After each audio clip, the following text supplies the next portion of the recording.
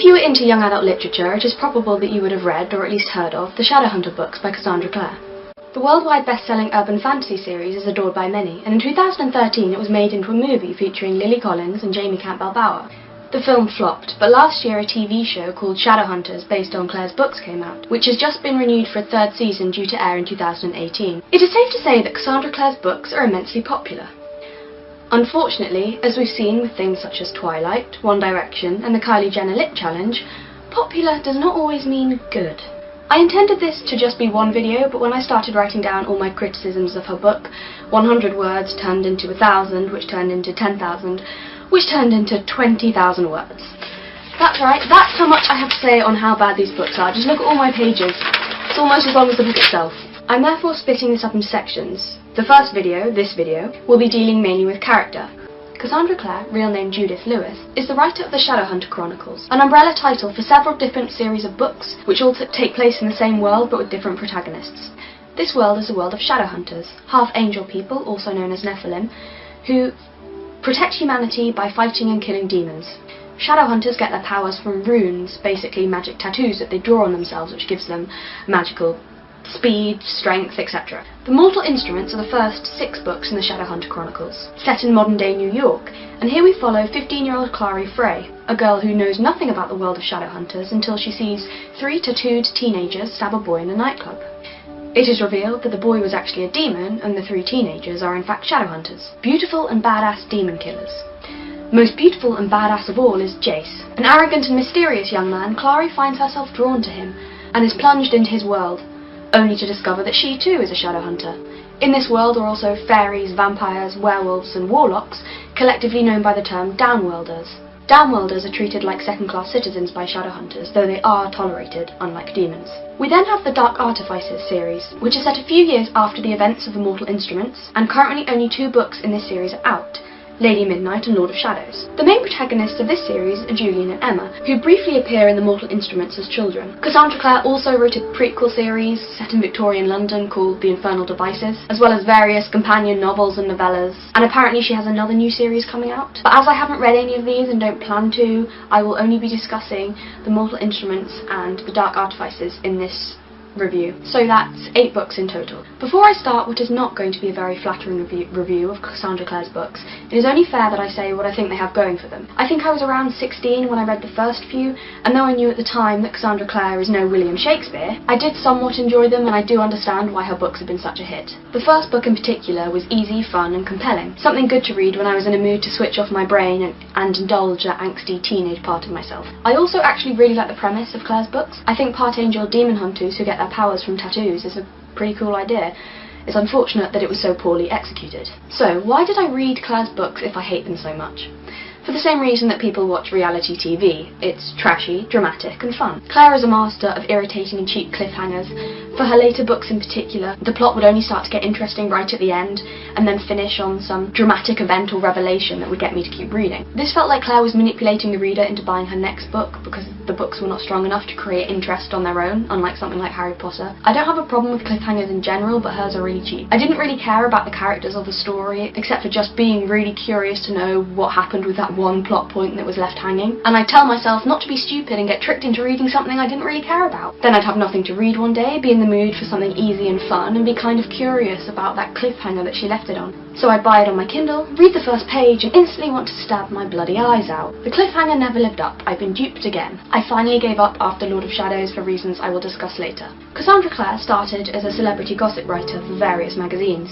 She was also an avid writer of fanfiction and apparently became a big name in the Harry Potter fanfiction world, where she was accused of plagiarism and eventually banned from the fanfiction site. Apparently some passages of her work had been taken from elsewhere, including Buffy the Vampire Slayer. Accusations of plagiarism have hounded her for her whole career, with most critics saying she ripped off Harry Potter, something I find difficult to disagree with. Clare's most successful fanfiction was called the Draco Trilogy, a story about Draco and Ginny falling in love, which I managed to find online, and I skim-read the first 2, and yes, it is as bad as you would expect, and no, she hasn't improved much as a writer since then. She just made all the characters hot, completely missing J.K. Rowling's very good reason for deciding not to do this. And she also added in lots of ridiculous love triangles and made everyone obsessed with romance. Even Sirius Black had a romantic subplot, and with Draco's mum no less.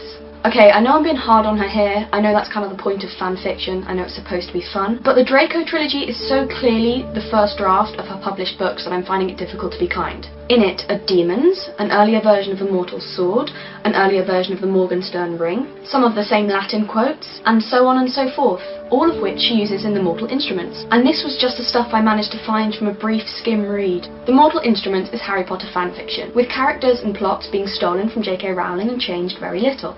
There's even a scene in Clare's first book, City of Bones, where Jace is opening up to Clary and telling her a story about how his father bought him a falcon, and then, after Jace grew to love it, snapped its neck. Which apparently is a scene directly lifted from her fanfiction, and is something that Draco says to Ginny. When reading her books knowing this, it's clear to see that these two, Jace and Clary, are a rip-off of these two, Draco and Ginny. A feisty red-headed girl and an arrogant blonde boy with a privileged past and a mean father. Sound familiar? Clare also wrote an incestuous fanfiction about Harry Potter that was actually called The Mortal Instruments. So basically she named her published series after her Harry Potter fanfiction, so if that doesn't say unoriginal, I don't know what does. It comes as no surprise to find that the Mortal Instruments cannot be found online anywhere anymore, but more on that particular abomination when I get to the incest video. The Mortal Instruments is basically a mixture of Buffy the Vampire Slayer and Harry Potter, only with everything that made Buffy and Harry Potter so good removed. Because of this, I will be comparing Clare's work to Harry Potter throughout this video series, and I will be very harsh on her if I see too clear similarities. Clare even has muggles in her books, but she named them mundanes. Right, so on to the point of this video, character. Firstly, I'll just quickly say that the one character I did like was Julian. He wasn't very fleshed out, but for Clare's standards, I was impressed. Also, I liked that he was actually a nice person, so credit to her there. The rest of Clare's characters are walking cliches, unoriginal, bland, and done 100 times before, with nothing unique to make them stand out. Her main characters, Jace and Clary, are actually more fleshed out than some. Probably because their real names are actually Draco and Ginny, and she didn't actually write them. But they're still not good characters, as characters tend not to be when they're based not on real people or your own ideas, but on someone else's characters. Inevitably they get weaker and weaker. Someone also really needs to let Cassandra Clare know that being good looking is not a personality trait. I think she's incapable of writing characters who don't look as if they've just stepped out of a Victoria's Secret catalogue, or the male equivalent. Even the Fuka, a creature which in folklore usually appears as a goat or a horse, has been made hot by Cassandra Clare. Why? There's nothing wrong with writing good-looking characters, attractive people do exist, but when every one of them is drop-dead gorgeous and also have no other personality traits, it's dull. Being hot does not make a character interesting, particularly in a book, a non-visual format where you can't bloody see them anyway. I also really hate the lazy, overdone, and commonly used excuse in YA that characters are good-looking because they're a supernatural creature of some kind. It might be interesting if a writer went into what it's like to have a race of such beautiful creatures and how it affects them and the people around them, but it's never about that. It's always about eye candy. Let's start with the protagonist of the Mortal Instruments, Clary Frey, 15 years old when the story starts, and a completely bland Mary Sue of a character. Clary is the classic pretty girl but promise she's not vain. Here look, she has no idea that people fancy her or why. And she's also really flat-chested and insecure and she hates dressing up and having nice clothes. In the first book we have the cliché of Isabel, the pretty and she knows it girl, giving Clary, the pretty but she doesn't know it girl, a makeover. And Guy is then swooning over her as she makes her entrance. What, because Clary getting herself all dressed up and looking nice would be vain or something? Clary also can't tell that Simon's in love with her, despite it being completely obvious from the first chapter, which makes her look both like a bitch and a complete idiot. Even when he basically tells her how he feels, it takes her ages to work out what he meant. Because knowing someone's in love with you while you don't love them, but still using them as an emotional crutch, would be a character flaw. And we can't have that, not when Clary is supposed to be perfect. She uses Simon, treats him terribly, and he always comes running when she calls. Clary being too stupid to notice obvious clues is also a running theme in this series, and it makes her look really dumb. She's a really unlikable character. She's also not an active protagonist, though Clare likes to pretend she is, by letting her run around, achieving nothing for a few books while the other characters get on and progress the plot. And maybe just at the end, Clary will lift a sword and stab someone, so it looks like she's been moving the plot forward. Why is Clary the protagonist? She's a completely useless character. The story could have been progressed without her, and in fact I probably would have enjoyed this series a lot more if she hadn't been in it. She also has no character development through these books, unless you count suddenly becoming obsessed with someone, character development. I would also like to know how she becomes so good at shadow hunting in a few days when everyone else has been training all their lives. And none of that "it's in her blood" bullshit, which, As I was scripting this video, I didn't even realise there's an actual quote on page 225 of the first book, when someone hands her a dagger and she doesn't know how to use it, and she's told not to worry because it's in her blood. This is such lazy writing. I'm sorry, but I don't believe that people instinctively know how to fight with a dagger. Clare might have been able to make this work had she previously established that Clary was someone who was instinctively drawn to fighting before she discovered she was a Shadowhunter. Perhaps she took martial arts classes or something. But no, she's a 15-year-old girl who likes to paint in her spare time, has never shown any instinct for wanting to punch someone, and you expect me to believe that she can suddenly fight demons with no training because genetics?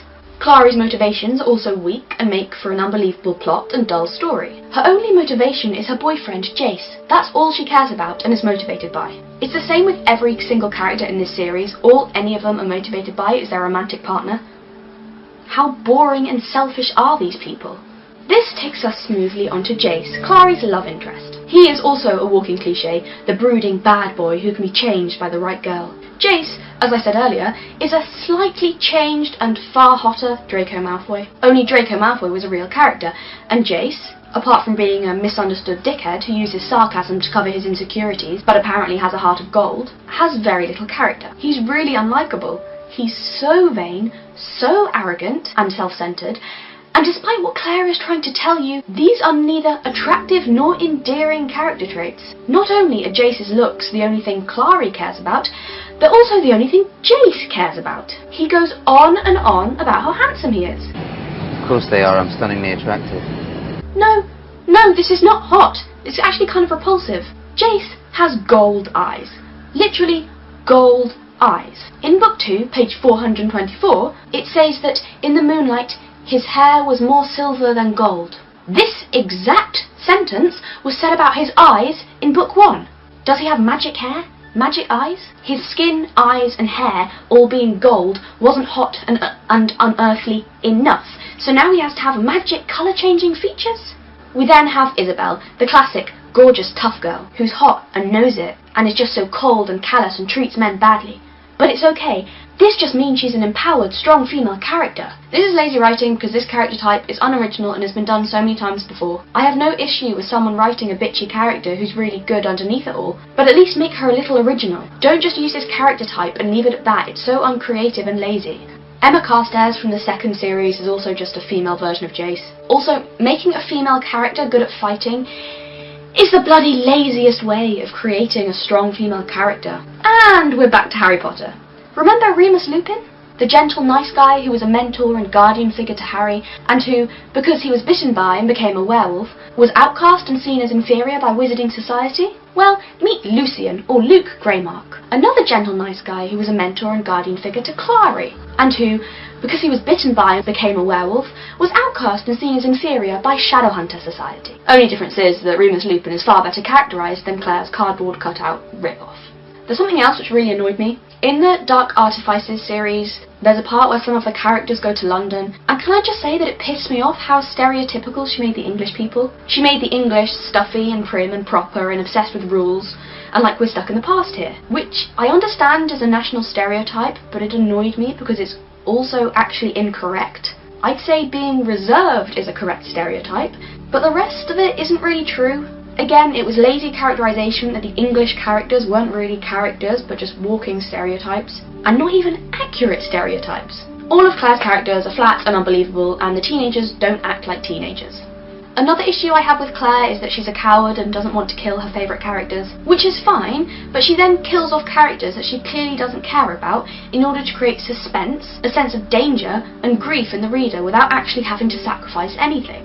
I think one of the reasons that Harry Potter was so powerful was because there were things at stake. People you really cared about actually died as they would if there was a war in real life. It was painful and it made me angry, and it was probably really hard for J.K. Rowling to do. But it made the series better and deeper and more meaningful. It made the reader value human life more and value people more because we felt the pain of it when they died. I also never felt that there were characters that J.K. Rowling didn't care about. Even bit part characters and evil characters were treated with respect, and in my opinion, Rowling really cared about them.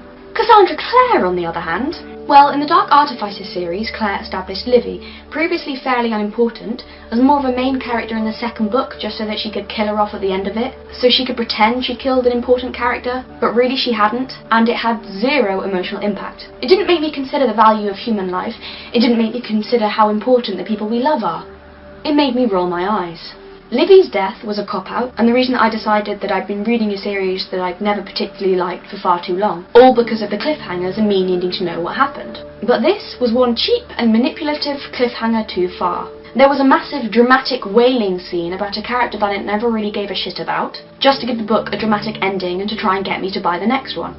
Yeah, no thanks. She won't actually kill off important characters, but kills off minor ones in order to create false grief and depth to the series. The same thing happened in The Mortal Instruments with 9-year-old Max, the Lightwood's little brother, who was only there for 2 books and was not a big part with not much of a personality. This made me so mad. Do not introduce a child who is supposedly loved just to kill them off for a plot device so you don't have to kill off one of your actually important characters. I cannot imagine what it's like to lose a child or a younger sibling, but as someone with 3 younger siblings, one of whom I have the same age difference with as Max does to his older siblings, I can safely say that it would not go down as it does in Claire's books. People would be far more affected, far more distraught, and suffer a hell of a lot more than just locking themselves in their room for a few days, then coming out completely fine, but just remembering to spew out the occasional line about how Max would have loved this so that you don't look like a heartless cow for the rest of the series. Max's death was not sad, and it had no impact on the characters or the story. In real life, a child dies and they leave a hole the size of a planet in your life. You don't just get over it. But why would Cassandra Clare spend time looking at the effects of grief on the remaining family members of a character that she never really cared about in the first place? Especially when it takes away from all the time that she could be spending on relationship drama and angst. In that scenario, a romantic relationship would be the last bloody thing on my mind. One of the most important elements in any story is the antagonist. The antagonist, in most cases a villain, but not always, usually forms the plot. They make the story move and they give the hero something to overcome. If you don't have a good antagonist, then chances are your plot is flimsy, your world won't feel real, and your story is forgettable. I think a lot of writers make the mistake of focusing too much on the heroes of the tale, and see the villains only as a plot accessory, to give the protagonist something cool to do rather than as characters in their own right, with their own fears, flaws, and motivations. The villain is just as important as the protagonist, so to make your villain a cardboard cut-out evil character with no or weak motivations for being evil really makes your story suffer. This takes us on to Cassandra Clare. My last video on her got a few likes, got a few dislikes. I think I ruffled a few feathers of Cassandra Clare fans. I will not be going any easier on her books in this video, so it'll be interesting to see how this is received. So, Cassandra Clare's villains are, in my opinion, ridiculous. They're the sort of villains who should only ever appear on stage behind a handsome hero, while the children in the front row scream, "He's behind you." That's right, Claire's pantomime villains want to take over the world with weak or seemingly no motivations for doing so. They are not characters in their own right. They're your standard insert evil laugh here sort of villains, who are so dastardly and cruel and boring.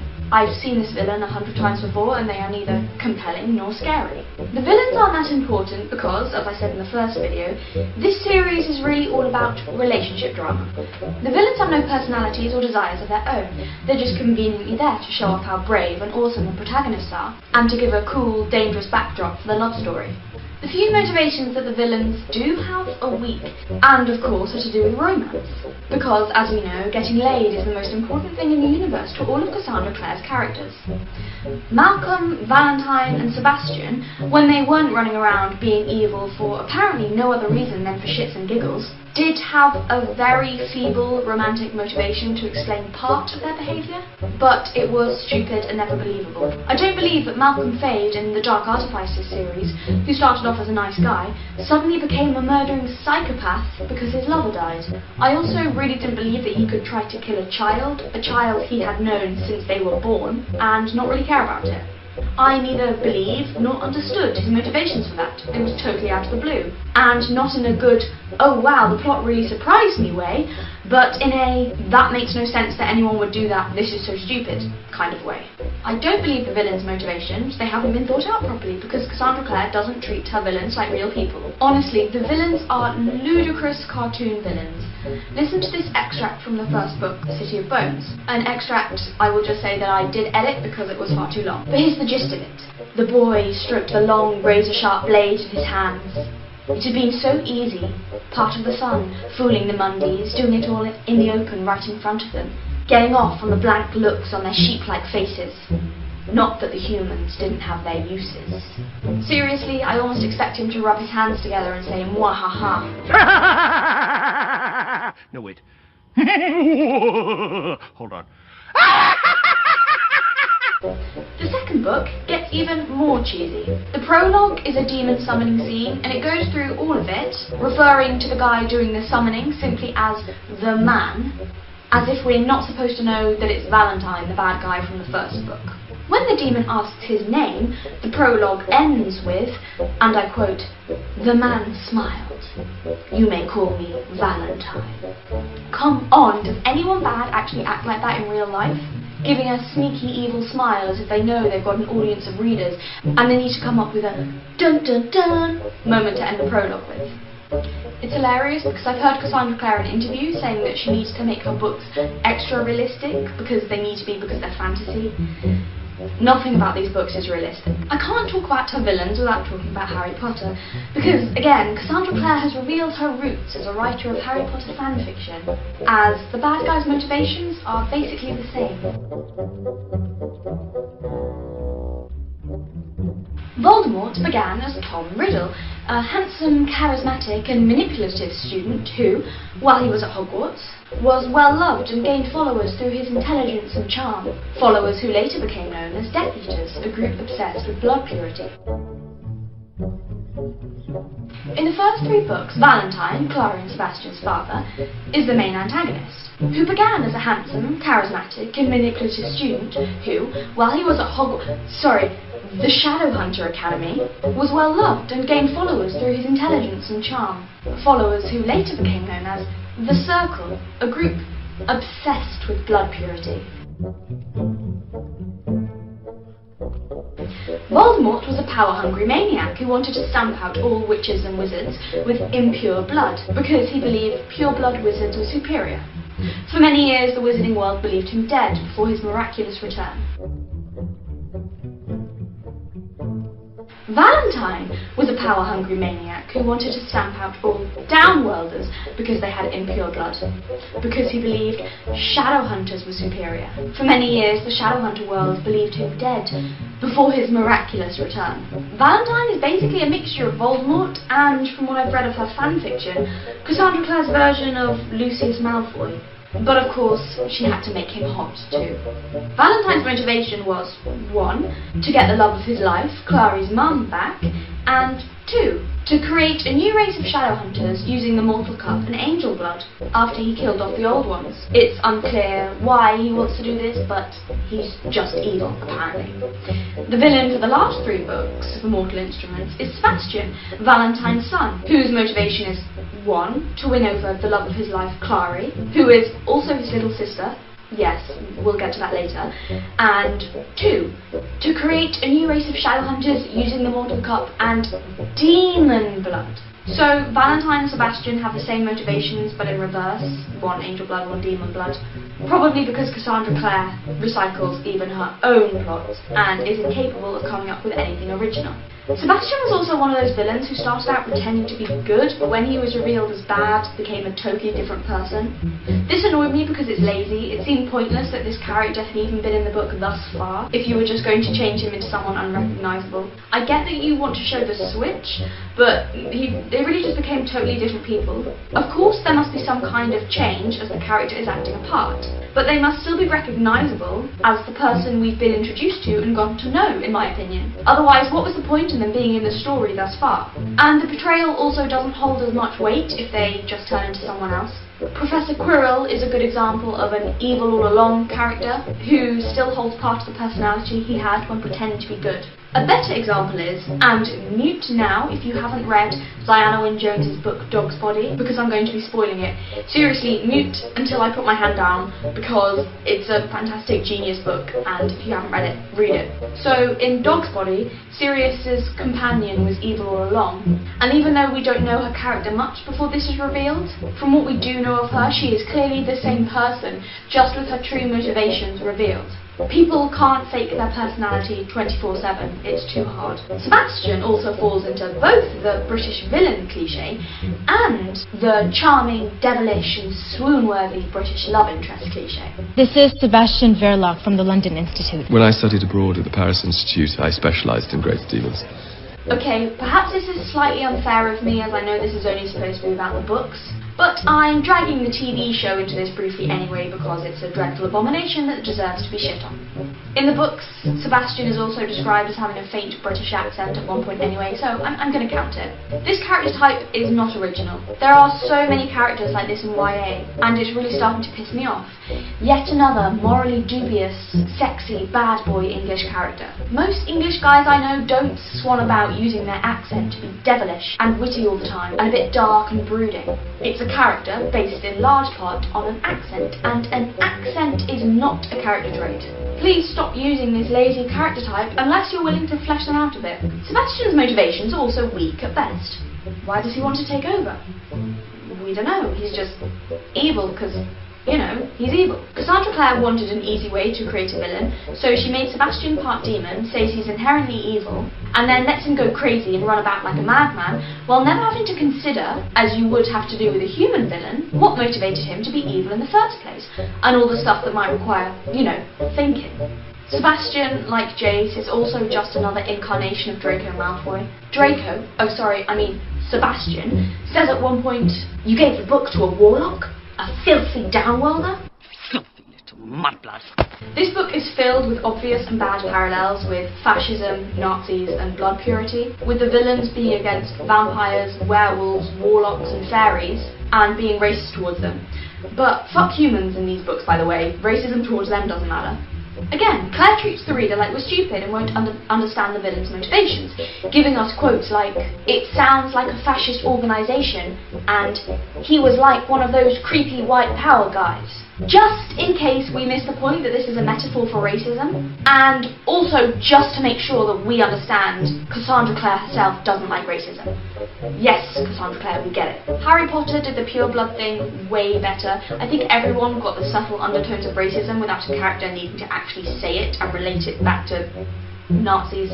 Also, couldn't you be bothered to develop your own villains? Again, these are the Harry Potter villains' motivations. Also, using racism against a fictional race as the bad guy's motivations has been done to death in fantasy. And if you're going to do it, at least have an original take on it and don't be lazy. I think Cassandra Clare just couldn't be bothered to come up with anything else. I don't think she's making a political statement, especially as it's no big deal that most of the characters regard ordinary humans as inferior. It's also disturbing that the one human character, Simon, gets turned into a Shadowhunter at the end of the series. I don't care what she says, she's clearly showing that, in her story and her opinion, the Shadowhunter race is superior to humans. That's an interesting message to send, Cassandra Clare, that one race is superior to another, in a book whose main theme is apparently anti-racism. Cassandra Clare portrays a very simplistic and black and white view of the universe in her books. There is inherent good and inherent bad, and you're either one or the other. It's quite a childish view of good and evil, in my opinion, lacking all the complexities and subtleties of how I think the world really works. Good people can do bad things, bad people can do good things, and anyone can end up committing atrocities, but believe in their mind that they are justified. This raises all sorts of interesting questions about the nature of evil. Is an evil act evil because of the consequences of that act? Or is it evil because of the intent behind it? What could push someone to do something bad? Is someone really a bad person if they are doing horrible things but think in their own mind that they're doing good? Human morality is an issue far more complex than some people are inherently good, like Claire's angel people, and some are inherently bad, like Sebastian and the demons. All sorts of circumstances and influences could push a good person to do something terrible. Bad people are not, in most cases, rotten through and through. Most of the time, a set of circumstances, belief systems and goals has pushed them to act as they do. Some choices people have to make are also not clear-cut between good and bad. Of course, Cassandra Clare never even thought of this when developing her villains, because her villains are only there to add something resembling a plot to her angsty tale of lust and romance. Speaking of plot, this woman does not understand it. Her books are rambling, way too long, and all over the place. She has bad plots and a bad story, probably due in large part to the fact that relationship drama is the driving force of this series. Everything in these books is motivated by romance, which is alright if you're writing a romance, but if you're pretending to be a fantasy writer, it really makes the story suffer. The plot can be nothing but bad when the story itself is taking a back seat next to all the angst, brooding, and kissing that is the real reason Cassandra Clare wrote this series. To be fair to her, her plots were okay in the first few books. Average, predictable, unremarkable, and unoriginal, but fine. The first book, though it suffers from appalling writing and flat characters, is interesting enough for a trashy read if you ignore the occasional long, dull bit, incestuous undertones aside. I get why it was so successful. There's enough that's compelling about it. But after that, she just starts to recycle plots and love triangles, relationships and characters. All of her plots are unoriginal and recycled. Not only is she heavily influenced by other writers, but she also recycles her own plot over and over again, which makes her a very dull and lifeless read. Her later books get worse and worse. In Lord of Shadows, they spend ages in Fairyland doing stuff that in no way progresses the plot, but gives Clare an opportunity to be self-indulgent and show off her world at the expense of the story. Her books suffer from a serious lack of editing. There is so much stuff that doesn't need to be in there, that adds nothing to the story. Not that the story itself is particularly interesting or complex. In fact, there's very little actual storyline once you remove all the tortured brooding and unnecessary scenes. I suppose it's actually quite impressive that Cassandra Clare managed to make such a shallow and flimsy story stretch over several hundred pointless pages. The Mortal Instruments was clearly intended as a trilogy, but then she tacked on 3 more books clearly as an afterthought to make money. And it's so obvious that this was originally intended as a trilogy. The villains are defeated at the end of book 3, only to be brought back again for the remaining 3 books. As I said when I was talking about villains, the last 3 books of the Mortal Instruments have the exact same plot as the first 3, but inverted. Rather than wanting to create a new angel race with the Mortal Cup, the new villain wants to create a new demon race with it. I really don't think Cassandra Clare is capable of being that creative, honestly. She has a few ideas, some of which are J.K. Rowling's anyway, and then she recycles them again and again. At this point, Cassandra Clare has milked the series dry. It doesn't feel like she's extending or growing the world with each new book. She's just desperately trying to stretch it out and make it last, and it's getting weaker and weaker every time. Her plots are unbelievable and get more and more ridiculous, and I know it's fantasy, but that should mean you have to work harder to make your plots more believable, so that the reader can get invested in the world. Her books are also predictable as hell. Clare is one of those writers who foreshadows by giving obvious hints, then acting as if the characters haven't noticed, which not only makes the characters look dumb, but also treats the readers like idiots incapable of picking up on anything less subtle than being repeatedly smacked over the head with clues. Like the fact that Sebastian was Clary's brother, I saw that coming a mile off. At no point in these books do I remember being surprised. The time period of her books is so weird. They're hundreds of pages long and it feels like at least a year has gone by, but then you realise it's only been a few weeks or even less. It's like she has to go into detail of every single thing every character does every single day. I just think this choice doesn't work for her books. I think it would have been smarter, more realistic and make more sense if they had been set over the course of a year or more, or at least a few months. There would be so much more potential with this. Everything would be more realistic, relationships could be developed deeper and more realistically. I don't believe people get that connected after 2 frickin' weeks. And Clary could have been integrated into this supernatural world more. I'm just left disbelieving that after 2 weeks she went from someone who knew nothing about magic and who just met a strange boy, to a full-on demon fighter hopelessly in love. It does just feel really strange. It's off-putting that you think so much time has passed when you find out it's only been a few days. Clare's world building is also weak and not properly planned out. The magic system is bizarre, not properly explained, and a lot of the time it honestly just feels plot convenient. The Shadowhunter world is crap. She just goes on about a magic city somewhere that's left vague and unexplained. Even when Clary goes there, this city is flat and dull and lacking in detail. Clare also keeps stressing in her books the importance of Shadowhunter society and how much influence it has on the characters' everyday lives, which is weird because we never really get to see Shadowhunter society. Harry Potter was so rich and detailed in its world building. Wizarding society, all its rules and quirks and how it ran was clear from book 1. The Shadowhunter Society is not a properly formed society. It's barely in the books, and their government is, first of all, so basic and childish, and secondly, makes no sense. In one of the books, it's made clear that every adult in the city is at a council meeting. How many people do they have on their council? The Shadowhunter world feels more like an inconvenience for Claire, like she spent as little time as possible on how it works, because it was getting in the way of her story. She's lucky that at least some of it is set in the real world, or this would be so flimsy. Writing is an essential part of any novel, obviously. While the story consists of the plot, your characters, etc., writing is the tool you use to tell this story. A lot of people can forgive bad writing in a good story, and likewise they can sometimes forgive a bad story if written beautifully or amusingly. It's best to be good at both writing and storytelling, often forgivable to be mediocre at one if outstandingly good at the other, and a disaster to be good at neither. I think it's fairly obvious which category I believe Cassandra Clare falls into. Yes, unfortunately for literature, not only is her story bad, but the writing is shocking too. Like with a lot of art, writing is often subjective. Some people love a really fast-paced style, and others love flowery, descriptive language. However, I do think that there are some objective standards of quality. I think that most people can recognise when something is well written, even if they don't like that particular writing style.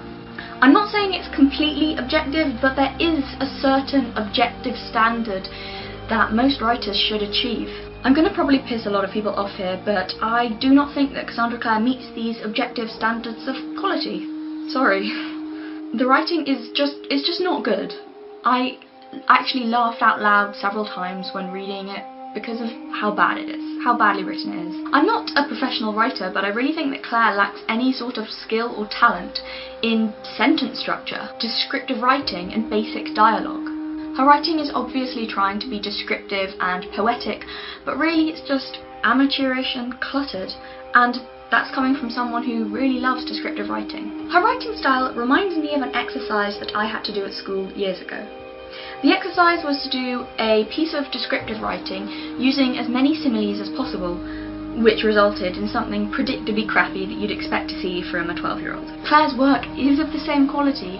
It's filled with so many bad similes that it reads like a piece of work from a school child who is just learning how to use them. They feel awkward, overdone, and plonked in there. Lines like, "Her smile glittered like poisonous waters." This would have gotten a big tick on a school child's work, with the comment, "Very imaginative," written alongside it. But for a professional writer though, come on.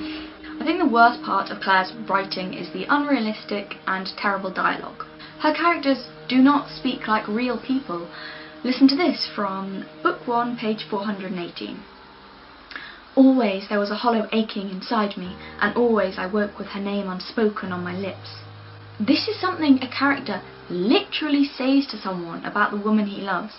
If a friend said this to me, even if they were heartbroken, I would probably burst out laughing and ask them why they were being so pretentious. If you're going around telling people how you always woke with someone's name unspoken on your lips, then you need a smack, I don't care how sad you are. Oh, and it gets worse. On page 415 of City of Bones, a character gives another character an account of a conversation between him and someone else, and it is both the weirdest retelling of a conversation and actual conversation that I have ever read. So this next bit is a character talking about a conversation. "I found him at last by the great statue of the angel, dispatching a fairy knight with a broad stroke of his blood-stained dagger. When he saw me, he smiled, fierce and feral. 'A werewolf who fights with a sword and a dagger,' he said, 'is as unnatural as a dog who eats with a fork and a knife.' 'You know the sword, you know the dagger,' I said, 'and you know who I am. If you must address me, use my name.' 'I do not know the names of half men,' said Valentine. 'Once I had a friend, a man of honour, who would have died before he let his blood be polluted. Now a nameless monster with his face stands before me.' He raised his blade. 'I should have killed you while I had the chance,' he cried, and lunged for me. I parried the blow, and we fought up and down the dais, while the battle raged around us, and one by one the members of the circle fell." There is so much wrong with this passage. Now, I don't live in New York, but I strongly suspect that they don't actually talk like that. And no, I don't care that they grew up in some made-up magical European country. This is an urban fantasy series set primarily in New York. The man speaking has lived in New York for many years. And this conversation is possibly the single most ridiculous thing I've ever heard. Also, no one in Europe talks like that either, magical land or not. It's modern day. This bit of dialogue would sound pretentious even in The Lord of the Rings or Game of Thrones. I think if you went to medieval England and conversed with a king talking like that, people would still think you were a twat. Honestly, this is so badly written, it sounds like a joke, like a Monty Python or Blackadder sketch. Victory is mine! We thank thee, Lord, that in thy mercy... I actually can't believe it counts as literature these days. It is so bad. Let's not forget that not only is this a laughable exchange in itself, but it's also the way that a character is describing a conversation to someone else. When was the last time you recounted a conversation word for word and included dialogue tags? And lastly, in the Who the Hell Talks Like That section of Cassandra Clare's delightful writing, we have It Will Always Bring You Light. Jace Clare, Book 1, page 328. Okay, I'm being petty, but this is such an overused cliché line. This is something a sarcastic, arrogant, and emotionally closed-off teenage boy says to a girl that he's only known for, at this point, a few days? A day? This is so inconsistent with his character. He's the sort of teenage boy that would see this as incredibly lame, because it is. And it makes no sense that he would say this. I don't care how pretty she is. All of Cassandra Clare's dialogue is unnatural, unbelievable, and no one has a distinct voice. They all sound like cheesy and bad Shakespeare impersonators in modern-day New York, which makes complete sense. Cassandra Clare is also incapable of subtlety. Information is dumped on us so clumsily through dialogue like the readers are stupid. Here's one example from the beginning of the first book. I'll give you a bit of context. 3 demon hunters, Clary, and a demon are all alone in a room. Clary, the only person who doesn't know about demons, is hidden and no one knows she's there. Which means that there would be no reason at all why any of the other characters would bother explaining what a demon is, seeing as they all already know, being either demon hunters or a demon. But Jace thoughtfully gives the reader, and Clary, a helpful bit of exposition anyway, just in case. Demons, drawled the blonde boy, tracing the word on the air with his finger. Religiously defined as Hell's Denzians, the servants of Satan, but understood here, for the purposes of the clave, to be any malevolent spirit whose origin is outside our own home dimension. Why would he give a textbook definition of a demon to 2 other demon hunters and a demon itself? Oh, that's right, because Cassandra Clare couldn't think of a more creative way to give us this information. Not only is this lazy, but it's also downright terrible. I'm genuinely not sure how an editor didn't pull her up on that. The humour in these books also really annoys me. Most of it is unoriginal banter, while the characters are either fighting or in dangerous situations. Now, I've never been in a fight, but I have been in dangerous and even life-threatening situations, and the last thing that my brain is doing is thinking of a cool one-liner. I'm thinking, how can I get out of this unharmed? It's unrealistic, it makes the danger seem not as threatening, it makes the character seem like they don't care about their situation or the world, it makes the world seem inauthentic, and it takes the reader out of the story. I am so sick in young adult books of teenagers being sassy and rude and finger-clicking to someone or something that could do them serious damage. It doesn't make them look badass, it makes them look irritating, like they're trying to be cool. Now, being defiant is very different. That shows bravery, like when Neville stood up to Voldemort. He wasn't trying to be sassy or cool, he wasn't arrogant enough to think that he couldn't be hurt. He was trying to protect people. He was brave, and it in no way made Voldemort seem less threatening, or made Neville seem as if he was unaware of the danger he was in. Don't get me wrong, I get that people sometimes joke in dangerous situations, and I think that J.K. Rowling did this well in Harry Potter.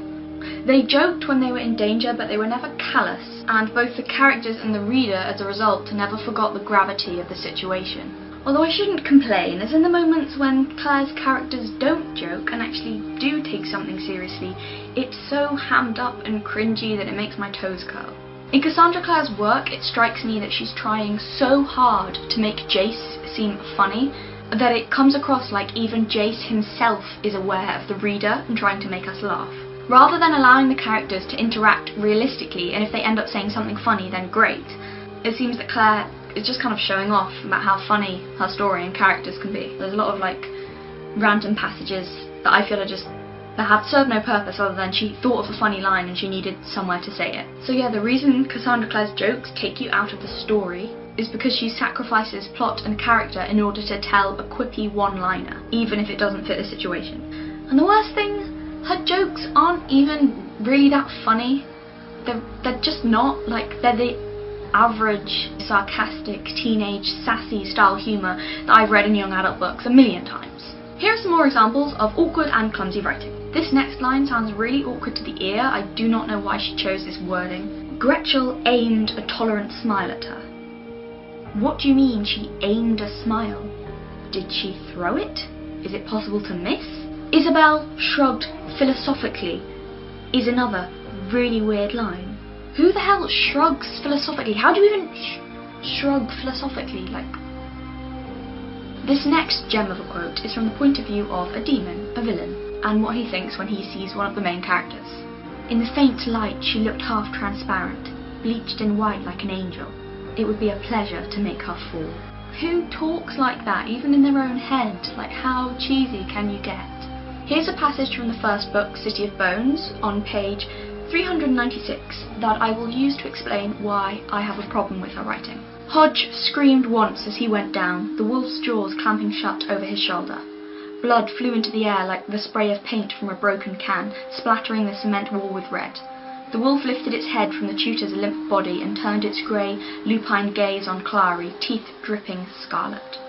This descriptive passage has loads of weird and cluttered imagery. All that about the spray of paint from a broken can? It makes me think of broken cans rather than of blood, which is clearly the imagery she's going for. It's too wordy, and therefore it actually makes it harder for the reader to get a clear, vivid mental picture. We already know blood is red. We automatically picture red when you say blood. Stressing that the blood is red is distracting and adds more useless words. If the wolf is lifting his head, we already know he's lifting it from the tutor's limp body. And as for grey lupine gaze, well, we've already been told that the wolf is grey, and lupine just means wolf-like, and as it's a wolf, yes, we would expect it to be wolf-like, and already it feels pretentious. Keeping it to the point and clear, but still descriptive, is, in my opinion, far more effective and far less annoying. Again, I'll stress that I'm not a professional writer before I get bombarded with that in the comments. My only qualifications are that I read a lot and I also do my best to learn about this stuff. So again, this is just my opinion on how I would make a passage like this better. How about...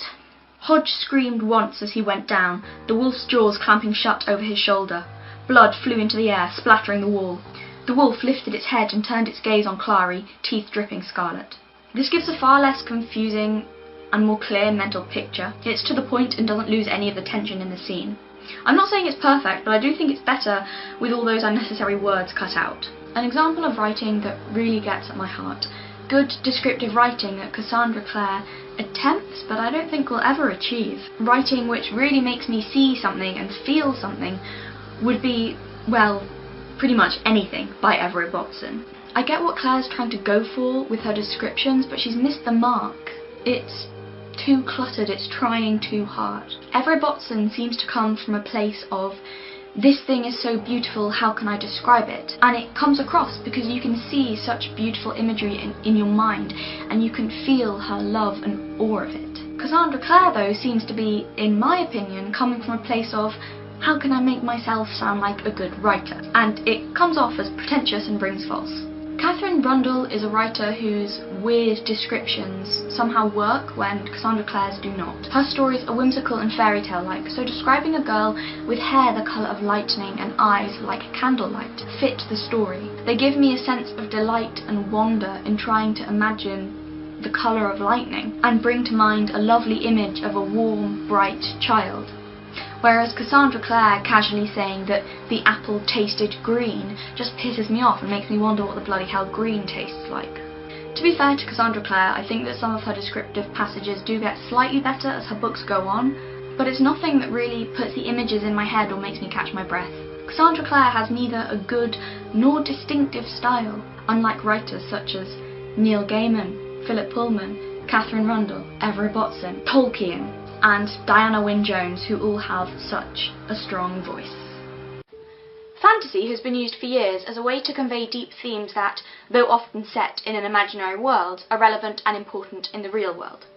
Writers like Tolkien, Philip Pullman, C.S. Lewis, J.K. Rowling, and many more have used fantasy to question the human condition, to reflect the society of the time, to question ideas or religion or politics, to present their own ideas, religion or politics, or to ponder universal truths. Harry Potter has many deep and important themes, including death, friendship, coming of age, the love of a parent, the importance of love in general, the human condition, bravery, sacrifice, war, racism, politics, right and wrong, and what it means to stand up for what you believe in. I could go on. Now, seeing as how Harry Potter was Cassandra Clare's main source of inspiration, as well as Judeo-Christian religion and mythology, I'm sure we'll have deep and meaningful themes falling out of our ears.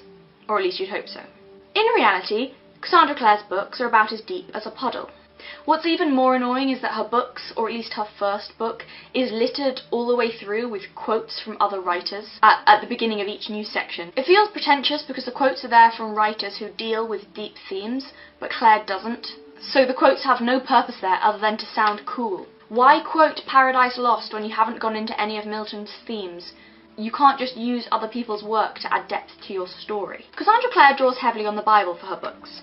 She presents the idea of Nephilim, confirms the existence of angels and demons in her world, and yet doesn't go into any of the themes, questions, and issues that go along with the representation of a Judeo-Christian universe. In the 5th book, Jace actually says, "I don't want to be Nephilim. I want to be something else, stronger, faster, better than human, but different, not subservient to the laws of an angel who couldn't care less about us." This is actually a very interesting point, Jace. So why doesn't the series deal with this issue or ponder the question beyond him just saying that? Does free will exist? Does God exist? Why are there angels? What's the meaning of it all? Would it be good or bad if we lived in this sort of religious universe? How does this universe work? She's tried to maintain an agnostic theme in her books, which doesn't really work when you have actual angels appearing.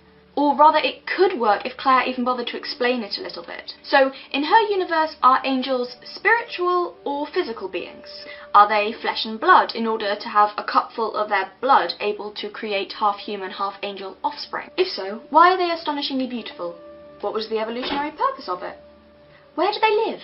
Is it magic blood if they're not really flesh and blood at all, but are actually spiritual beings? Does Simon turn really hot after he becomes a Shadowhunter because of all the angel blood? And again, why does this make them beautiful? Also, what about the moral issues surrounding raising children from the youngest age to fight demons? It could have been an interesting series of books if Clare had explored what it means that Shadowhunters are raised from the youngest age to kill demons, not out of their own choice. Why don't any of them rebel? Do they want this for themselves? Is it fair? These interesting questions are literally glaring at you in the face as you read her books, and yet she refuses to touch them. It's just lazy world building that she's not only not answered any of these questions, but not even really considered them at all, beyond perhaps a passing comment. She just uses Jewish and Christian mythology because angels are cool. And anyway, why spend time on the important issues when it could be better spent on building up the love hexagon? Her books have the pretense of going into deep themes, but they never do. Cassandra Clare also has a habit of jumping on the bandwagon for, it seems, every social justice issue, and not, I believe, because she has something important or relevant to say, but because she is desperate to appear tolerant, keen to make money from it, and is also attempting to lend meaning to her books, something she spectacularly fails in my opinion. I'd like to make it clear that I'm not actually commenting here on these social issues themselves, not really offering my opinion on them one way or another because it's not relevant to the point I'm making. And I also don't have a problem with authors writing about social justice in theory. That's not what this is about. I'm not criticising Cassandra Clare for the fact that she's writing about social justice issues, but I'm criticising Cassandra Clare's way of pushing a particular ideology because she wants to hit the diversity train and make money from it. I say that because it feels cheap and thrown in there, and I don't necessarily think she believes that strongly in what she's trying to push, or cares that much about the people that she's talking about. And I'll explain why I say that. So, let's take the example of Drew, a character from the Dark Artifices series. She's 13 years old, self-conscious about her looks and her body, and has been described as a butterball by another of the characters. Clare is so obviously representing, or trying to represent, the body positivity movement in this book. She set it up to have Drew struggling with her insecurities in later books, and already has lots of the characters around her telling her, Drew, that she's beautiful just as she is. Which is a fine and honourable message. However, this is why I have a problem with it. It doesn't matter what you look like, everyone is beautiful, and you don't have to be skinny, hasn't been the message in all 7 of her books up to this point. In fact, the message has been the exact opposite of that. The whole Drew subplot is transparent and contrived, and so obviously only there to broadcast the body positivity movement in a way that is painfully lacking in subtlety. It comes across as preachy and talks down to the reader, telling them what they should think. You can't clumsily throw body positivity in at the last minute in a series of books which so far has just been about hot people agonising over each other's hotness all the time, and suddenly pretend that's your new philosophy because you want to stay on trend with social issues. Seriously, the most important thing about pretty much all of our characters is just their looks. That's what it's been so far. Now it's not. Apart from anything else, it also makes no sense from a storytelling point of view. Why isn't Drew like the others? Seriously. I thought they all had magic angel powers of thinness or something ridiculous like that. Aren't they all supernaturally beautiful and thin? It just feels very convenient that in a race of beings which so far have all been conventionally gorgeous, suddenly Drew isn't, which, wouldn't you know it, gives you a chance to show off how tolerant you are. I'm not saying it's a good thing, by the way, that they're all made ridiculously hot and thin by their angel powers. I think it's really dumb, actually, but at least be consistent in your own damn books, if that's how you set it up. Also, I know I potentially might get comments of people saying, oh, Cassandra Clare herself is plus size, therefore... I mean, I don't care. I don't think that's relevant. If the ideas that she's presenting in her book and the way she's writing her books are cynical, I think, and I feel like she's not genuinely believing in what she's saying, then I don't care what she looks like. I don't care if she herself is plus size. It's just, if it's not come across in her books, then it's kind of irrelevant. Her own life. It's irrelevant, really, to the story. I'll give one more example of Clare sacrificing plot and character for cheap and cynical messages. Again, in The Dark Artifices, we were led on a merry dance with one of the characters, Diana. She seemed to be in hiding and clearly had dark secrets in her past. For 2 whole books, the reader was teased that there was something in Diana's past that was shameful and hidden and dramatic. Something which you'd expect to be really important for the plot as a whole. Is Diana a hero on the run? Does she have hundreds of illegitimate children hidden away somewhere? As we build up to a dramatic reveal, we wonder what it is. The tension. It could be anything. Maybe she's a secret Nazi. Maybe she has a fetish for dead people. Perhaps she eats her own toenails and murders babies in her spare time. And she's transgender. So... bloody what, honestly? You've just built up a really dramatic storyline, leading people to expect skeletons in her closet and severed limbs up her sleeve. And then at the last minute, when I'm expecting all Diana's evil sins to come crawling out of the woodwork in a dramatic finale, you turn around and give me gender politics. What an anticlimax, what a letdown, what bad storytelling. You cheated the reader. You created cheap false tension and drama over something which really isn't that big of a deal, in a subplot that was clearly only set up so you could tick one more off on the diversity list. That's awesome that she's transgender, but honestly, was that supposed to shock me? Because it was built up to be that way. It's not a big deal, and I really don't care. It feels really cheap also how Cassandra Clare made Diana's whole story culminate in her being transgender. And it felt to me like she was doing Diana a disservice. Surely as a person, she's way more than her gender identity. Surely this character deserves more than her whole story being about her gender identity. Surely as a person, she is an individual, a unique individual, and has an identity and a personality that goes beyond her gender. I just feel like it was a great disservice to the character more than anything else also. I didn't like it. If you want to include a transgender character, then that's great, but if you're including it, as I believe that Cassandra Clare is, just to appear tolerant and relevant, to capitalise on it, and to give your unoriginal and dull story a fake dark mystery for 2 whole books, then it's annoying. Clare also sacrificed character to tell the reader that being intolerant to trans people is wrong. There are many ways to say this, but the way that she did it, she showed it through the character Gwyn, a brutal and savage individual, a murderer, and someone who I find it very, very difficult to believe would have reacted with this speech when he found out that the woman he was involved with was transgender. "It is as I knew," he said. "When I saw you upon the stairs of the Institute, and I saw the fire in your eyes, I knew you were the bravest woman ever to set foot on this earth. I regret only that such a fearless soul was ever hurt by the ignorance and fear of others." Now, apart from the fact that this is an abominably written passage, cheesy and just cringy, Gwyn never really struck me as a sensitive and understanding guy. I really do not think he would have said this, I'm sorry. I also really hate the attitude here that, yeah, he kills people, yeah, he tortured Mark for years, someone that Diana thinks of as her family, by the way, but it's okay, he's not transphobic, therefore he's a good person. No, just fuck off with that. I'm sorry, but just because you have a certain opinion on political and social issues, that does not automatically make you a moral or good person. If you've tortured people, you don't get to say, "It's okay, I hold all of the correct and progressive political and social opinions." I just disagree so strongly that your opinions on something hold greater weight in terms of how good a person you are than your actions do, or how you treat human beings in general. And honestly, promoting that opinion in your books makes me think that you care about your political ideology more than you care about human beings.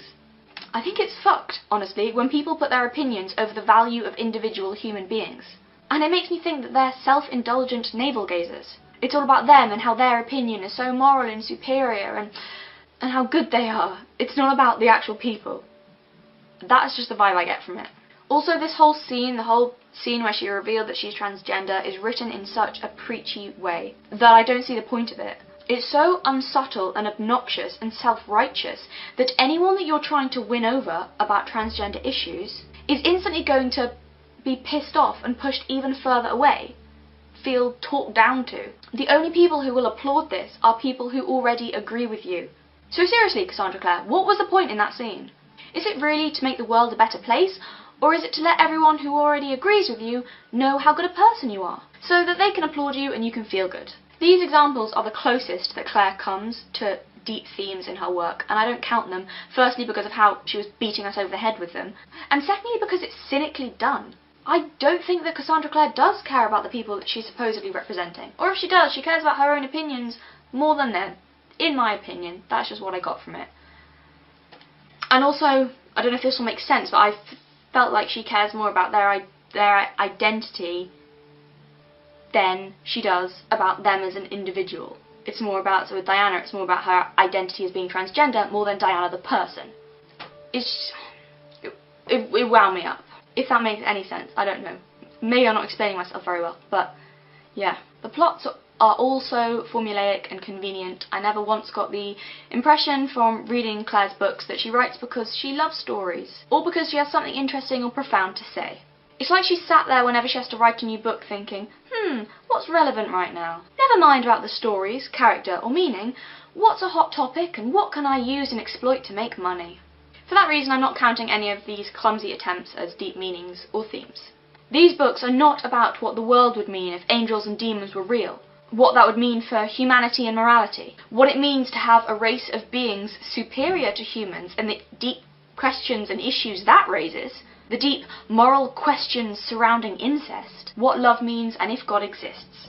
These books are about pretty half-angel people who like hooking up with family members or people they've grown up with, and then agonising over it for several hundred pages, with a few fights thrown in just to keep angst and drama levels up, and so the odd, unimportant character can have a really dramatic death scene which is only important in how much angst it adds and how much it impacts the various romantic relationships. I'm not having a go, by the way, at books that don't convey a political or religious message, or a book with simpler themes. Of course you can just write a whimsical fantasy story without needing to go all Philip Pullman and offer your opinions on the meaning of the universe and the deep questions surrounding the morality of God. I love children's literature, and children's literature tends to be simplistic often in its themes, but it still has to mean something. Diana Wynne Jones is one of my favourite children's writers, well, writers in general actually, and I don't think a lot of her themes are all that complex, but her stories, delightful and bright and fanciful as they are, still have meaning. Take her novel Howl's Moving Castle, which yes is a very well known animated film now, which is also brilliant. The book is amazing as well. They're both very good, the book and the film. Very different though. The book is quite different, I think. Different feeling to it. But anyway, so yeah, Diana Wynne Jones wrote the book Howl's Moving Castle. This is a story about a young girl called Sophie who is cursed by a witch to become an old woman. And so she runs away and ends up coming across the fearsome wizard Howl. Howl lives in a castle which moves around, hence the title. And it is here Sophie has a number of interesting and magical experiences while trying, with the help of a fire demon, to break the curse. This is a beautiful and charming children's story, and while it doesn't have political or religious themes, it is still a story with a point to it.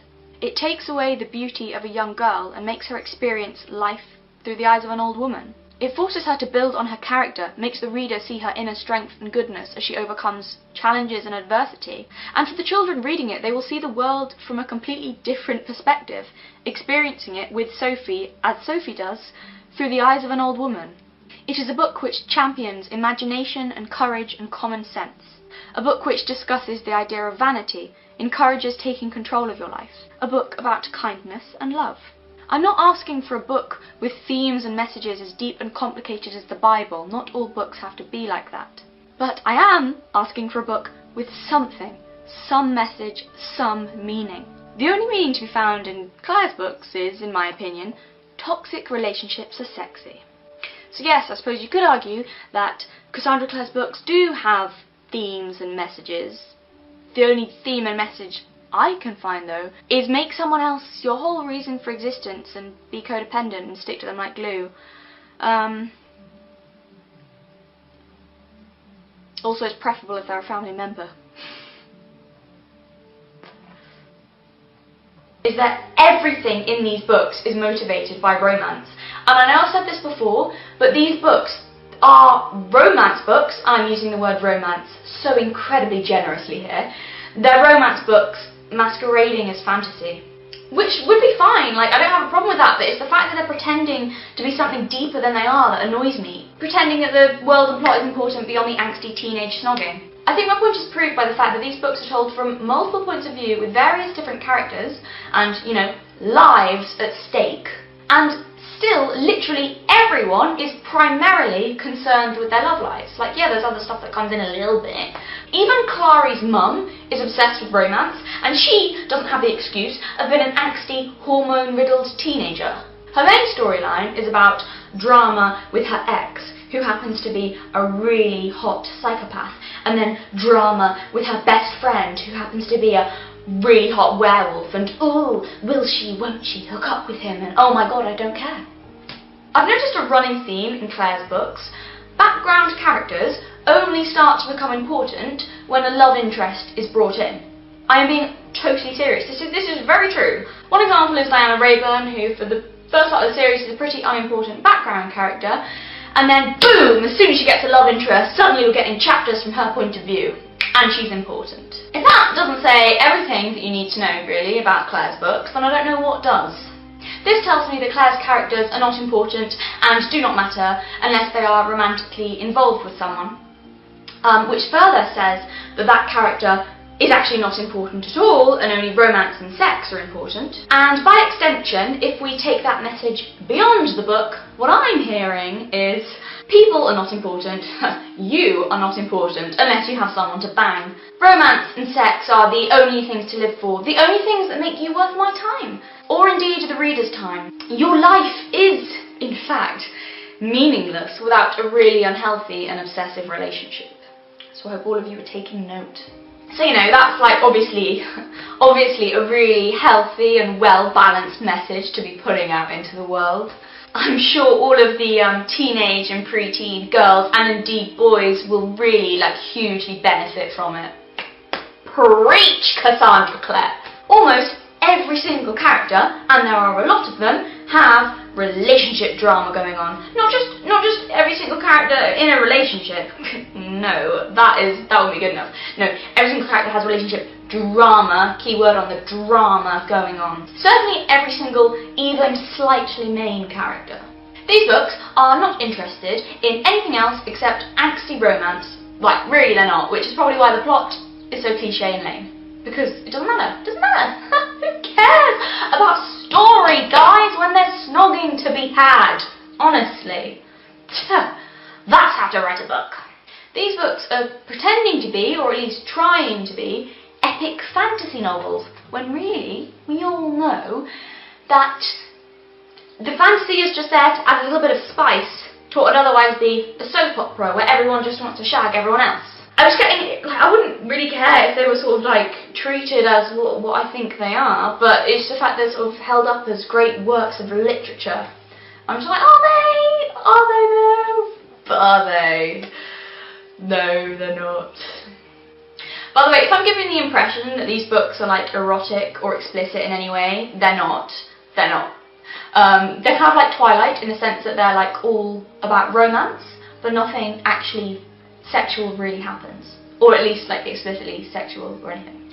Yeah, it's all just like tortured teenage snogging mostly. So you know what I want to know is when Mark came back from the fairy hunt after having to leave his family and being tortured for years, why was the most important thing, like, in his mind and his storyline, his angsty romance for Kieran?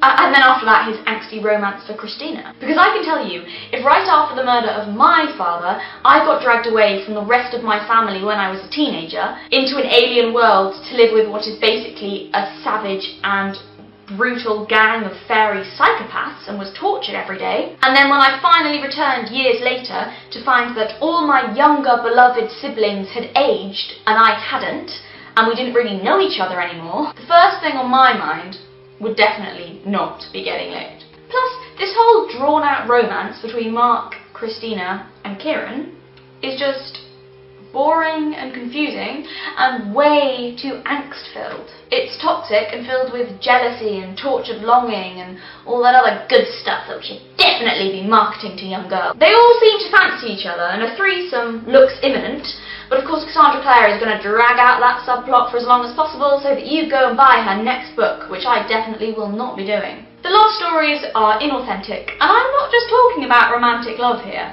I don't really buy any of the relationships in this series, family, friends or otherwise. None of the relationships feel genuine, and all of them are obsessive. I especially didn't buy any of the sibling relationships. I thought Harry Potter was really good at making a lot of the relationships, but particularly the family relationships, with the Weasley family in general and the sibling relationships there, feel very genuine and authentic. I believed it. I was there. I was rooting for them.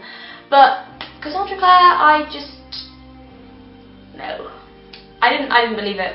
So I think Cassandra Clare is basically just lazy at building relationships, and she's got it easy. She has it easy because in a fantasy world where there's danger around every corner, it's actually very, very easy to show how much characters care about each other by just getting them to die for each other all the time, or, put themselves in danger for each other all the time, and then have deep, meaningful conversations about how much they love each other, before they go into battle or something.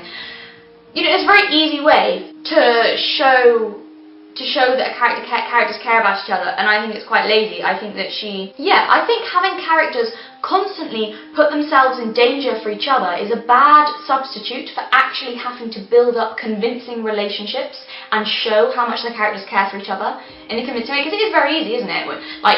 It's easy writing, just to make a character throw themselves in front of a dagger someone, or, be there, have someone's back in battle. It's a very easy way to show that these characters care about each other. I mean, that's fine, I'm not hating on writers who do that, but I think when you overdo that, what you also need is to sort of build up the relationship out of that. Yeah, I wonder how Cassandra Clare would fare if she was forced to take her characters out of this fantasy setting and put them into an ordinary, everyday setting where you have to build up relationships and show how much the characters care. I don't think she could do it. It annoys me. It's very much tell that she does, tell, don't show, except for really easy shows where they throw themselves in front of daggers or whatever, something stupid. But where they have conversations about how much they care about each other or her characters. The siblings as well, really good example, I thought, of a convincing, a spoiler here for the Harry Potter and the Chamber of Secrets. Unlikely that you don't already know what happens, but if by some amazing chance you don't know what happens in Harry Potter and the Chamber of Secrets, and you do maybe want to read it at some point, then maybe mute it for the next few minutes. So in Harry Potter and the Chamber of Secrets, Ron and Ginny, right, so the whole way through that series, and I know it's told from Harry's point of view a lot of the time, but Ron and Ginny were mostly either scrapping, arguing, and I found that very convincing. Or they were, like, they didn't really have long, meaningful conversations about how much they cared about each other, yet J.K. Rowling had to show it.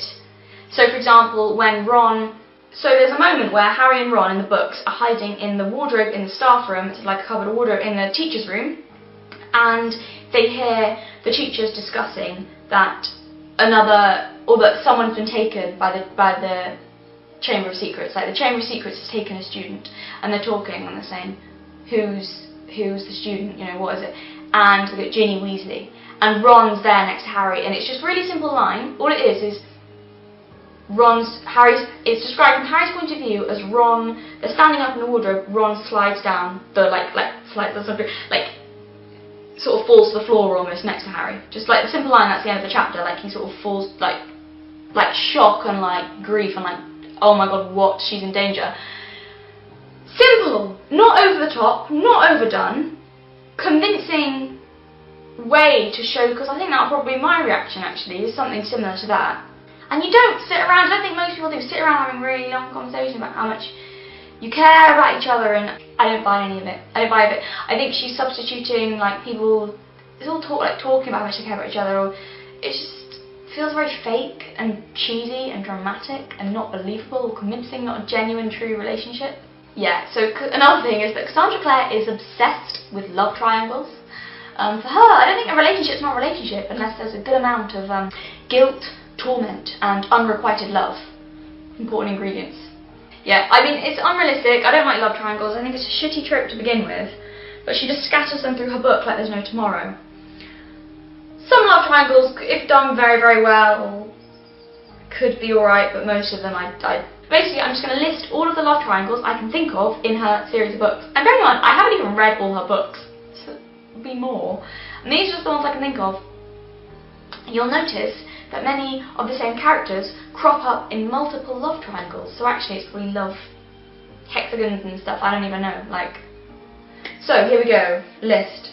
I'm probably missing some. So we have Simon, Maya and Isabel. Alec, Magnus and that vampire woman, I can't remember. Alec, Jace and Clary. Jace, Clary and Sebastian. Christina, Diego and Diego's fiance. Christina, Diego and Mark. Christina, Kieran and Mark. Emma, Julian and Mark. Jocelyn, Luke and Valentine. And Jace, Clary and Simon. That's 10 love triangles in one world of books. What? Yeah. It's really good. And also, I haven't read The Infernal Devices, but I know for a fact there's at least one love triangle in that series. Probably more though, probably more, but there's at least one. Yeah, so there's always like the main couple and then the moping third wheel who's hopelessly in love with one of them, and oh my god, I'm allergic to the angst. I mean, I would love to know what Cassandra Clare thinks is wrong with a healthy two-person relationship where both people love each other and nobody else gets hurt.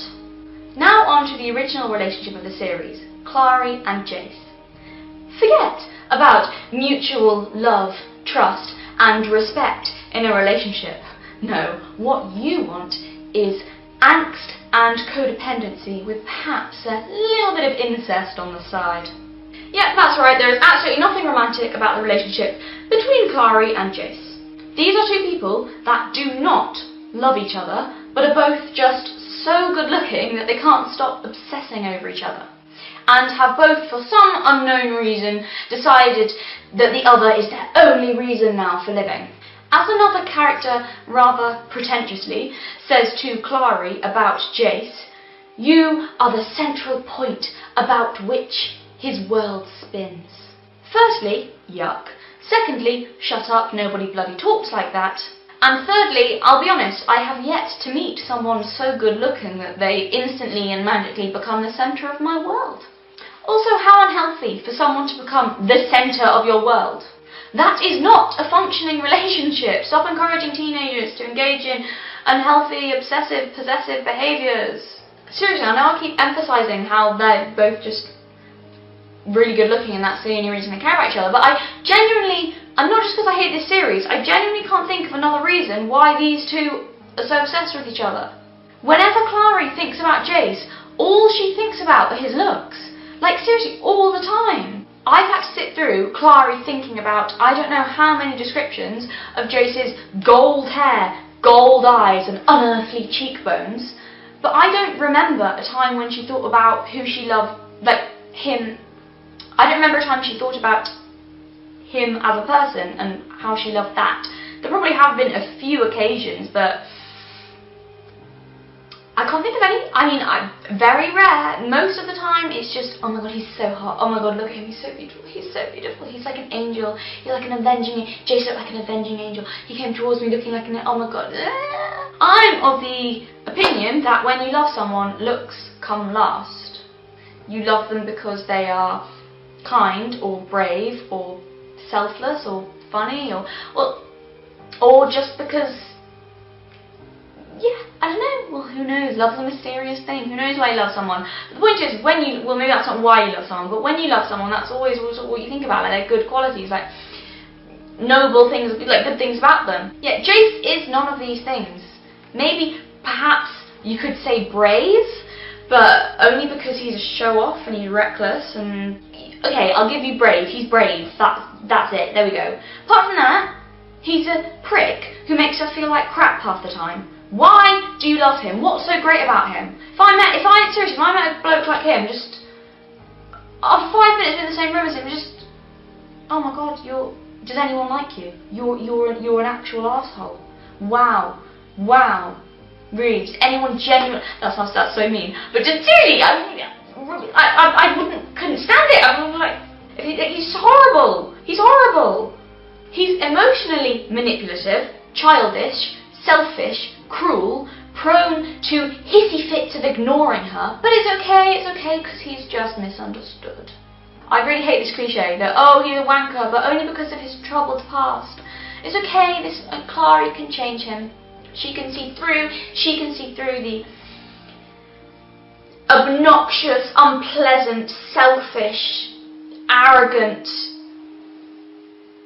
narcissistic exterior to the apparent heart of gold inside. Give me strength. Give me strength. I need strength. I can't. I'm of the opinion that everyone's very naive opinion, perhaps. Here we go. That humans are fundamentally good. Well, most people are fundamentally good anyway. But even with that opinion, they can go and be fundamentally good elsewhere if mostly they're just an arsehole, basically. Even with that opinion I have, if you have to search that hard for goodness in someone or kindness or work that hard at a relationship with someone, work that hard at, then they're not worth it. I'm sorry. Then they're just a dickhead. I don't get it. What's so great about Jace? He's a wanker. He's horrible. Yeah, I just want to say there's this really hilarious scene which sums up, in my opinion, the cheesiness and stupidity of Jace and Clara's relationship perfectly. This is, without a doubt, hands down, my favourite scene in all of the books, all of the series books. It was, you know what? It was worth it reading Cassandra Clare's books for this scene. Kid you not, I'm glad I read them for this scene because it is gold. It made me laugh so much. I love it. I love it. So this is what happened. Clara is hugged from behind by someone she initially thinks is Jace.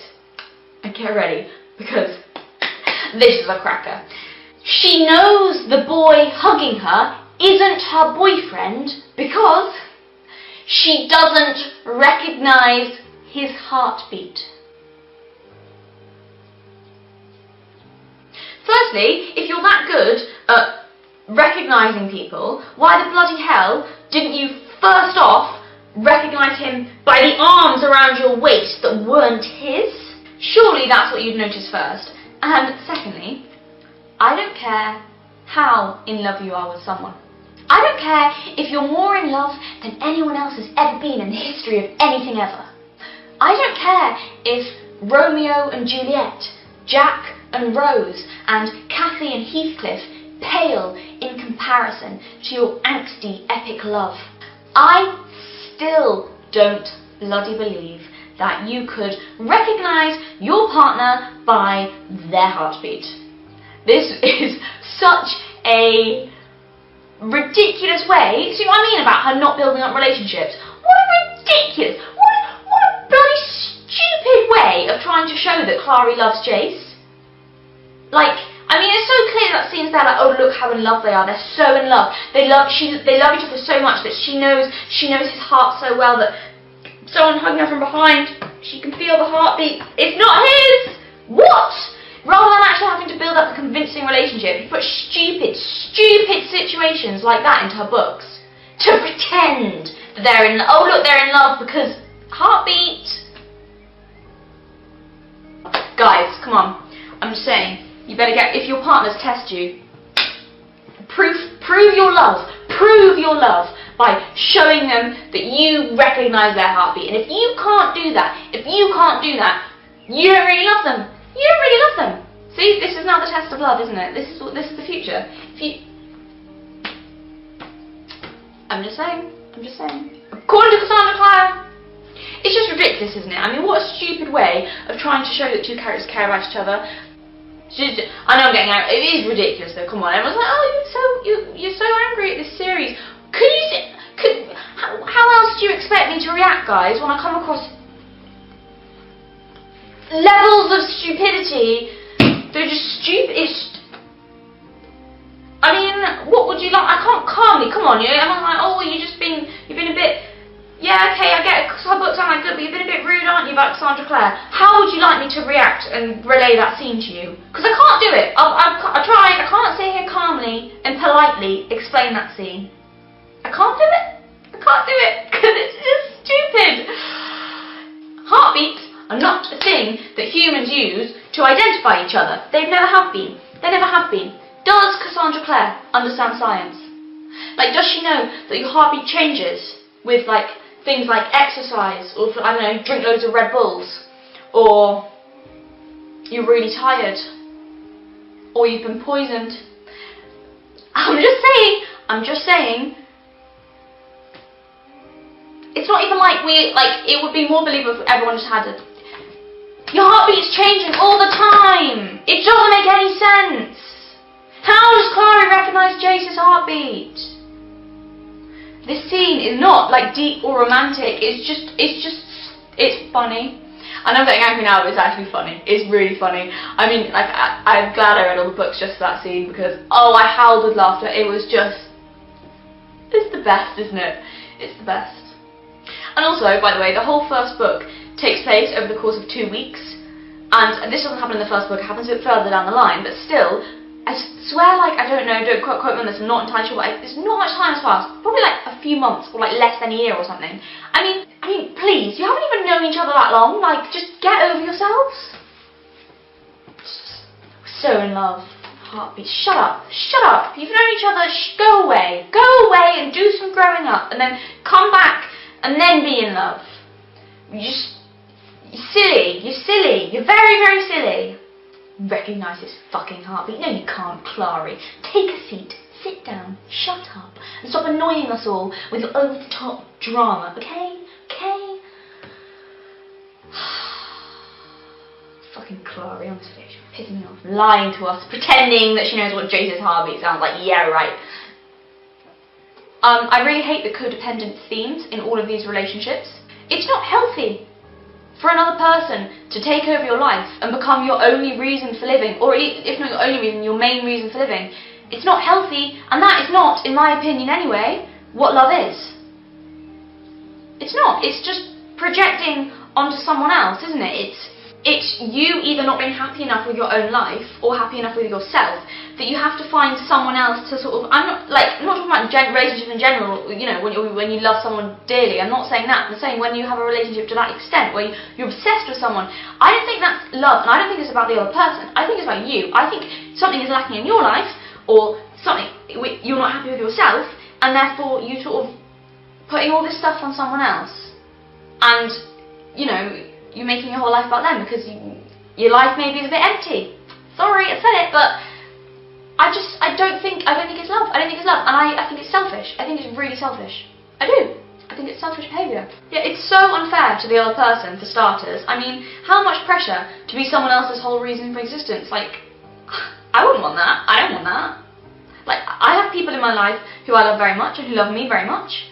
And still not the whole reason for existence. I'm glad of that. I'm very glad of that. Because they have other things in life that they care about, other people, doesn't mean that they don't, that some of them probably wouldn't die for me and don't love me greatly, and I'm not hugely important to them, but, I'm not the whole reason for existence, thank God. Why would you want, it's just so unfair for someone else to do that to them, I think. I feel like Cassandra Clare has a really lazy answer for this. In one of the books, there was the excuse, I think it was Jocelyn said it to Clary, I don't know the exact quote, but it was something like some really rubbish excuse about how, because they're half angel, they love differently to humans. It was so cringy. When we fall in love, we don't fall in love like humans do. When we fall in love for life. We fall in love so deeply, more in love than anyone else ever fall in love. It's all, obsessive and all that. There's a quote, I'm, over-exaggerating everything, but there was a quote like that. What a terrible excuse for those kind of relationships. Like, what a terrible excuse to explain the fact why two 15-year-olds who've known each other for 2 weeks suddenly can't live without each other. What a terrible excuse that is, just to go, oh no, but it's because the reason why that it's okay that they're all obsessed with each other and they're that in love that Clara knows his heartbeat is because they're half angels, so they just love each other more than humans do. Firstly, and again I talked about this in my other video with the themes, if that's the case, does that mean it's possible to half angels, do they love more? Are they more capable of love than humans? And then this raises other interesting questions of, well, are humans the inferior race then? Is this where we're going with this? I mean, Christianity and Judaism, which are the religions Clare mainly drew on, it doesn't make sense in that context either, because I thought, and again, I haven't picked up a Bible recently, so again, not 100% sure, but I was under the impression though, and this is long ago remembered knowledge, so correct me if I'm wrong, humans are like God's gift to the world. Weren't angels created like for the service of humans or whatever, but in that case aren't humans the gift? Wouldn't humans be more capable of love? I don't know, I'm just saying. But the fact is that she hasn't even gone into any of that. Maybe I am wrong, but even if I am, Clare still hasn't really discussed any of that or gone into the reasons around it. I just think it's such a stupid crap reason that she thought of as she, in the middle of, halfway through several books, I'll just throw this in because here's a reason for why their relationship's super unhealthy. I just think it's really bad justification for Clare wanting to write about really possessive and obsessive relationships that never happen in real life. And if they do happen in real life, they're what we call codependency, and it's not a good thing.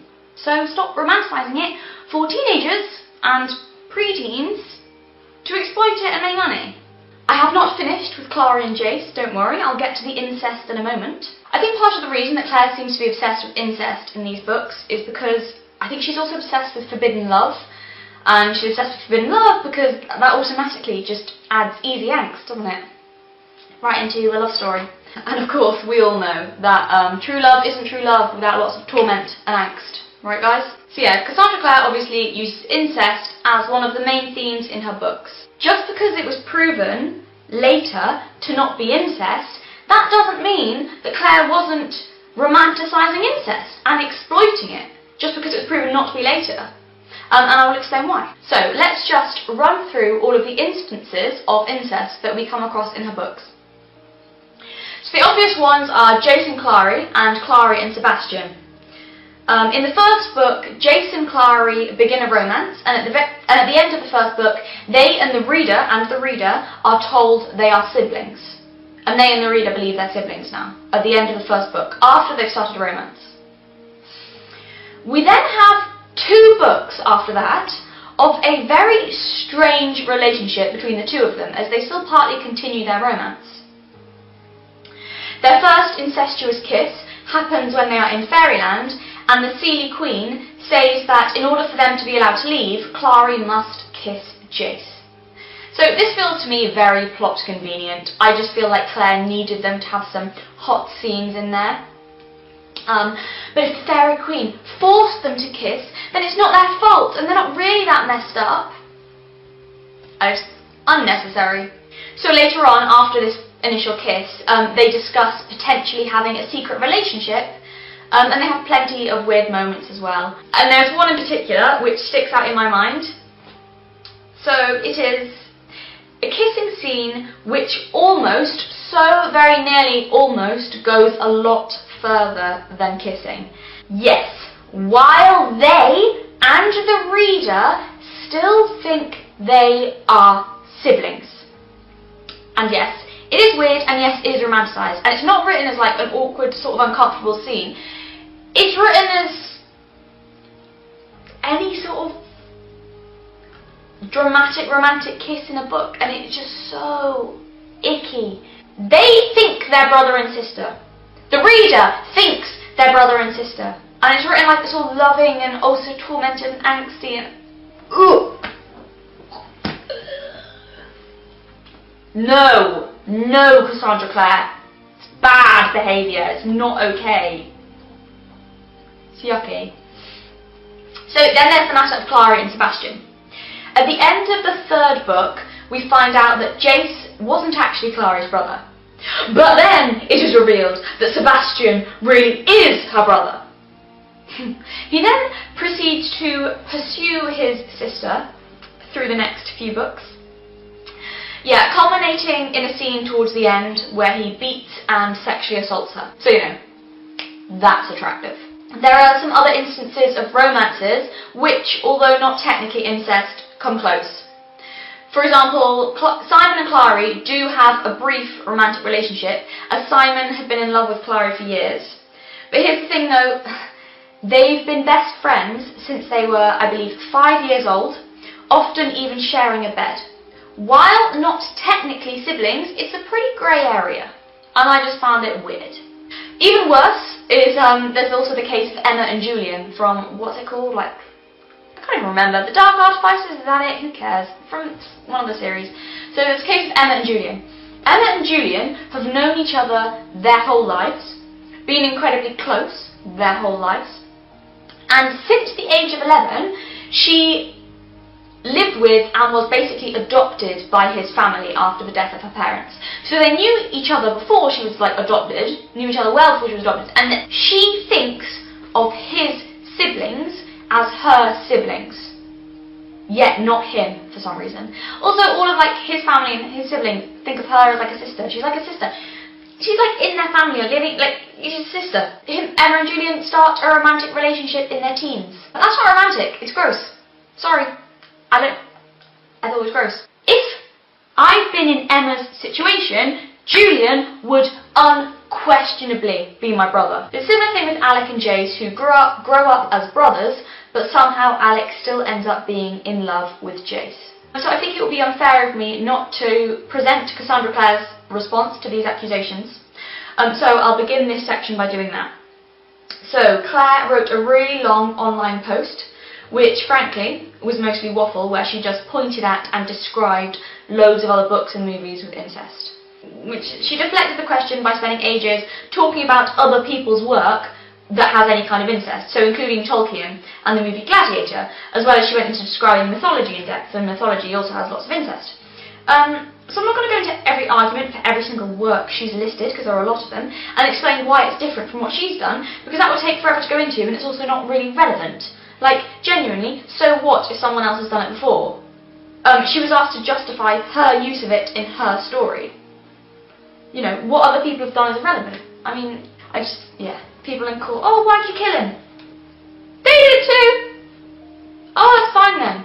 No, come on, it's never been an accepted argument. Yeah, you choose what you want to take and use in your own work, and how you want to use it. So, you are responsible, and not all these other writers. So, again, I'm not going to go into every single reason, but I do have a few brief things to say. With regards to Tolkien, there's a difference between having incest in an obscure bit of your world's mythology like he did, rather than putting it front and centre in your novel for teenagers, while also glamorising it. Not even comparable. Not comparable.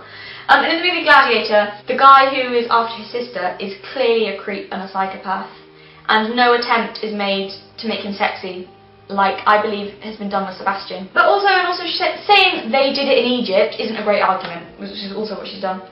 So I will link her full post down below, and I strongly suggest, I really do, I strongly suggest you check it out before hearing my response, so that I don't unintentionally misrepresent any of her arguments. I don't want to straw man her arguments or like I don't want it to be unfair basically, so I'd suggest you genuinely read her response and then come back and see what I have to say in response to it and see if you agree with me, or if you think I've missed anything or I'm misrepresenting her. So yes, the following is a severely cut down version of her post with really just the bare bones of her argument. Again, I would link it all, but with time I'm not going to read all of it out because it's really, really long.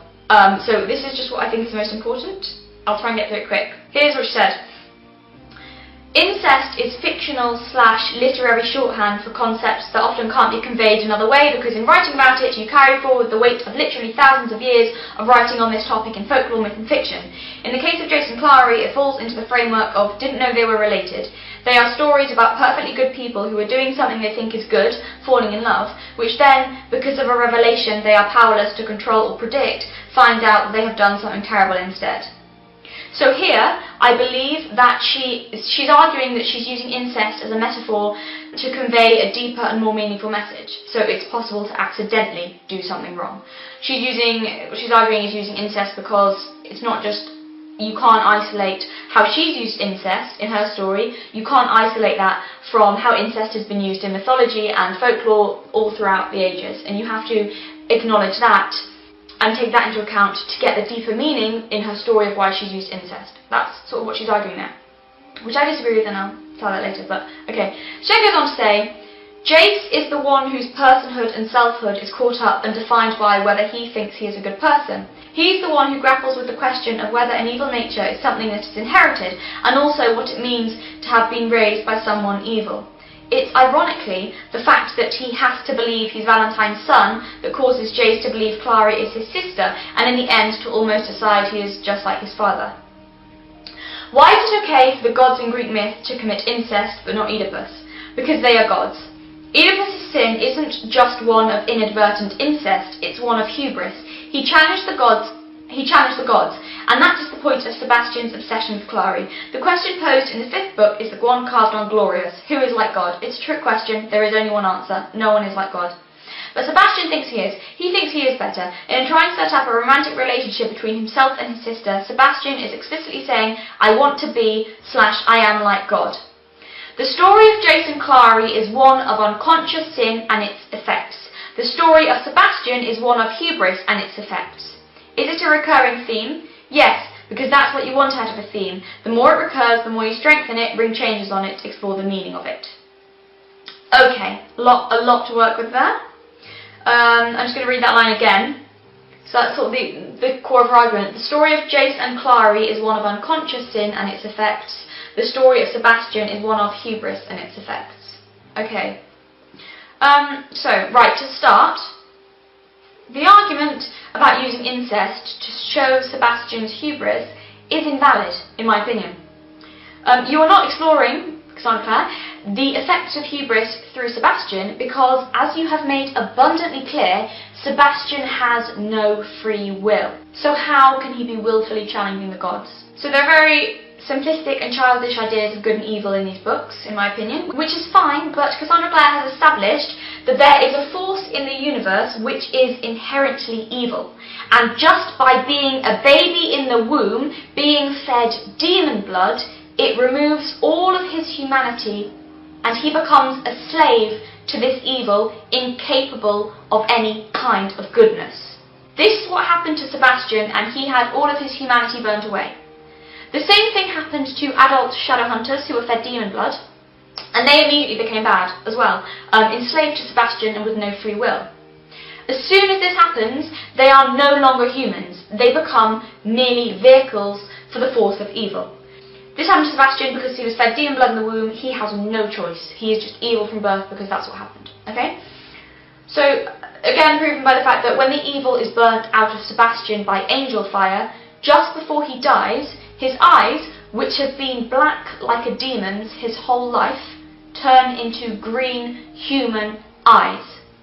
This establishes that he has never in his life been human, never in his life been free, never in his life been in control of anything, not his thoughts, feelings, nothing. How then are you exploring the effects of hubris when Sebastian's pride and arrogance are not even his own emotions? He is clearly, undoubtedly, unarguably enslaved to the evil within him, and has been since he was a baby, as is clearly shown in your books. It's explicitly stated. Couldn't be more clearer than day. And therefore, we cannot hold him responsible in your universe for any of his actions. He seems like a very strange character to choose if you're trying to explore the effects of human willful pride and defiance against the gods. A character who never even chose to be arrogant. A character who isn't really human. If you're really only using incest to get across a deeper message, well, what was the message? So you're saying it's because Sebastian's trying to be like the gods. You haven't discussed it or gone into any of it, so I just don't believe you that you're using incest to convey a deeper message. Where's the deeper message? Where is it? There isn't one. Yeah, because as I said in my last video, you haven't gone into, well, what are the moral effects of, is it a right or a wrong thing for a race of beings to have no choice in what they do from birth? So they're born and they have to be Shadowhunters, most of them die young. Okay, that's what the angels or whatever have determined their purposes. Well, I think that's very interesting actually, genuinely. Why haven't you, it's fine if it's just meant to be a fun chick flick romance with a bit of fantasy, but you're pretending that it's not, and then you're using incest and saying I'm using incest because there's deeper meanings. Where are the deeper meanings? Why haven't you discussed them if it's about challenging the gods? Why didn't you talk about that? Because there's one line from Jace where he talks about how he doesn't like how their whole lives are subject to the whims of an angel and they have no free will really. Okay, brilliant, that's really interesting. Not mentioned again. And then just uses a really weak justification for using incest because he's challenging the gods. No, he's not. Rubbish. Don't believe you. Yeah, it just makes me think that Sebastian's a true victim of the story. He had no choice but to be evil, and then was judged by it. By the writer, by you, Cassandra Clare, by the universe, punished and judged by it. And you're saying, oh, well, he shows the effects of when you willfully challenge the gods. No, he doesn't. No, he doesn't. He wasn't willfully challenging anybody. He had no free will. So maybe you're right. Maybe you do have a deeper message. Maybe that is the message of the story. Pretty messed up message. Pretty messed up message. If you're born and you have the unfortunate, you're unfortunate enough to be poisoned by this inherent evil that exists within this universe, sorry, that's it. You have no choice. You are a slave to the evil your whole life until the point at which you die. But even then, I'm going to blame you for it because it's still your fault because challenging the gods, even though you have no choice doing it, and you still get a rough deal, and we're all going to still call you the villain. He's the victim of the story in that case. I mean, I think she thought it through. I really don't think she thought it through. I think she's using that as a reason, as an excuse, perhaps even maybe she believes it, as an excuse to use incest in her books. But if that's the case, and there's a deeper meaning there, I'm just saying, that's then the message. You have to take them both, that's then the message. Which is a messed up message. Yeah, also, isn't this a Judeo-Christian universe anyway? As they have only one god, I'd say their god is pretty incapable of being incestuous. So earlier in Cassandra Clare's reasoning, she says that the gods are often engaged in incest, which is fine because they're gods, they're allowed to do it. But of course humans aren't because they're not gods, so that shows how Sebastian was challenging the gods by engaging in incest.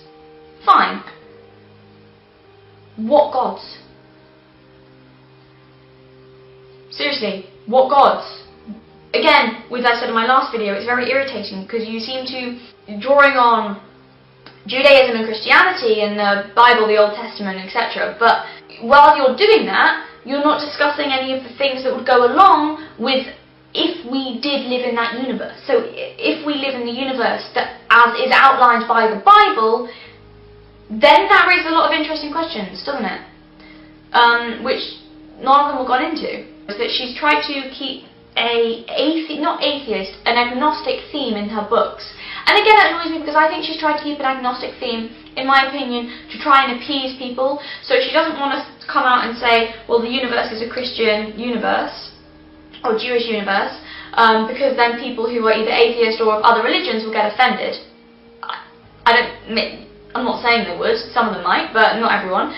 So she doesn't want to come out and have the universe like that because she's all about appeasing people. As I said in the last video, it's all the messages I felt that she put in there were about appeasing people. In my opinion, it just came across very much like that. So I think the reason she didn't go full out and say, oh yes, there's a God, and he's a Jewish or Christian God, and this is the way things are, is because she didn't want to actually, I think it's cowardly, didn't want to come out and appease people. I'm not saying she might not even be, you know, I don't know what religion she is, she might not believe in any of that, which is fine, but I'm just saying, if you're going to use it, I think you at least have to discuss it. So if she doesn't believe in it, maybe she doesn't believe in God, that's fine as well. Just come out and say it. Make the world as you want it to be. If you don't believe in God but want to use stuff that's in the Bible, I actually don't have a problem with that. I think that's fine. But I just want you to be, I don't care what your beliefs are, really, I don't care what your opinions are, I just want you to have integrity and state them, because whatever, like, I'm going off on a tangent now, but Philip Pullman, I absolutely adore. His Dark Materials, like, my favourite books. I disagree though with the message behind them. I don't agree with him. We have fundamentally different beliefs. I don't believe that there's, you know, nothing when you know, his version of the universe, there's nothing when you die and all that. I don't believe that. But I love his books. Doesn't matter. It doesn't matter that I disagree with him. I admire and respect him for stating his beliefs really, and not just being like, yeah, this is how I see it. This is my opinion. And I think that's very valuable. And I think, you know, brilliant. Point is, getting off on a tangent, that I haven't written this down, this has just occurred to me, so my thoughts are very scattered. Normally I write them down, but this is scattered, so bear with me as I try to pull them together and try and get across what I'm saying in a way that is coherent. Because she hasn't, I wouldn't care, so she's based a lot of the stuff she's done on the Bible, but then, and I wouldn't care either way she wants to do it, either come out and say there's a God, or come out and say there's no God. I don't care which one. You know, I wouldn't even care if she kept an agnostic theme. Maybe if she... I don't know, it annoys me a bit actually, because it's like, well, you have complete control of this universe, you can make it be whatever you want to be. I get it, maybe she could still keep an agnostic theme if I didn't feel like she was doing it just to appease people, because I feel like she hasn't even gone really near the issue of the God or gods, in case she annoys someone who doesn't believe in that kind of universe, whatever it may be. So whether she doesn't believe there's a God, she's worried about offending people who believe there's a God. If she believes there's a God, she's worried about offending people who either don't believe there's a God or who believe in a different God. That's what I get from these books. That's what annoys me about it. So therefore, going back to my point, is that's why I think she hasn't explained what the gods are. So then she's going Sebastian challenging the gods, and I'm sitting here going, what gods? What gods? Okay, there's an angel. You thought angels were okay because, yeah, angels are technically religious, but nowadays they sort of become like fantastical and fantastical as well nowadays. So they're okay. You can put them in a fantasy novel without pushing any kind of religious agenda. So you can have an angel. God, though, a bit too far. Don't want to offend anyone. Who cares? Like, it annoys me that, because then she's going, oh well, I'm using it for all my deeper meanings. No, I don't think she's brave enough to put any deeper meanings in her books. I don't think she's brave enough. I think, because inevitably, when you put, this is a whole video in itself, but when you put deeper meanings in your books, you are inevitably going to offend people. That's just what's going to happen. It's just going to happen. You have to deal with it. Like, people are going to disagree with you, or be pissed off, be like, I don't agree with your worldview. Fine, whatever, that's cool. But, you know, I think the reason she doesn't have deeper themes in her books is because I think, and again, this is completely my opinion, people go, oh, you're wrong. Yeah, I might be wrong. I could be wrong. I accept that. Could be completely wrong. I think, though, the feeling I get is that she's too scared to. She's worried about offending people. So, I mean... And it annoys me then she's pretending to have deeper meanings as an excuse for incest. I don't think it's a valid reason. If you had come out and said what your universe is like, and said, oh, these are the gods are like this, or that could have been a good story. And it doesn't matter if I would probably disagree with your version of the universe, or how you believe, you know, or if you believe in there's anything other or another realm or anything after you die. I'd probably disagree with your version of it. Doesn't matter though. Doesn't matter if I'd still enjoy the topics you went into if you discussed, and it would make it more clear, Sebastian actually challenging the gods, or gods indeed. You haven't even said whether it's a god or gods, because I think you're afraid of offending someone who believes in a god, someone who believes in gods. Wow, that's a long rant. I need to move on. I'm going to probably have to split this up into 2 videos. I hope that made sense though, because again, that was just, I haven't written any of that. That just occurred to me in that moment.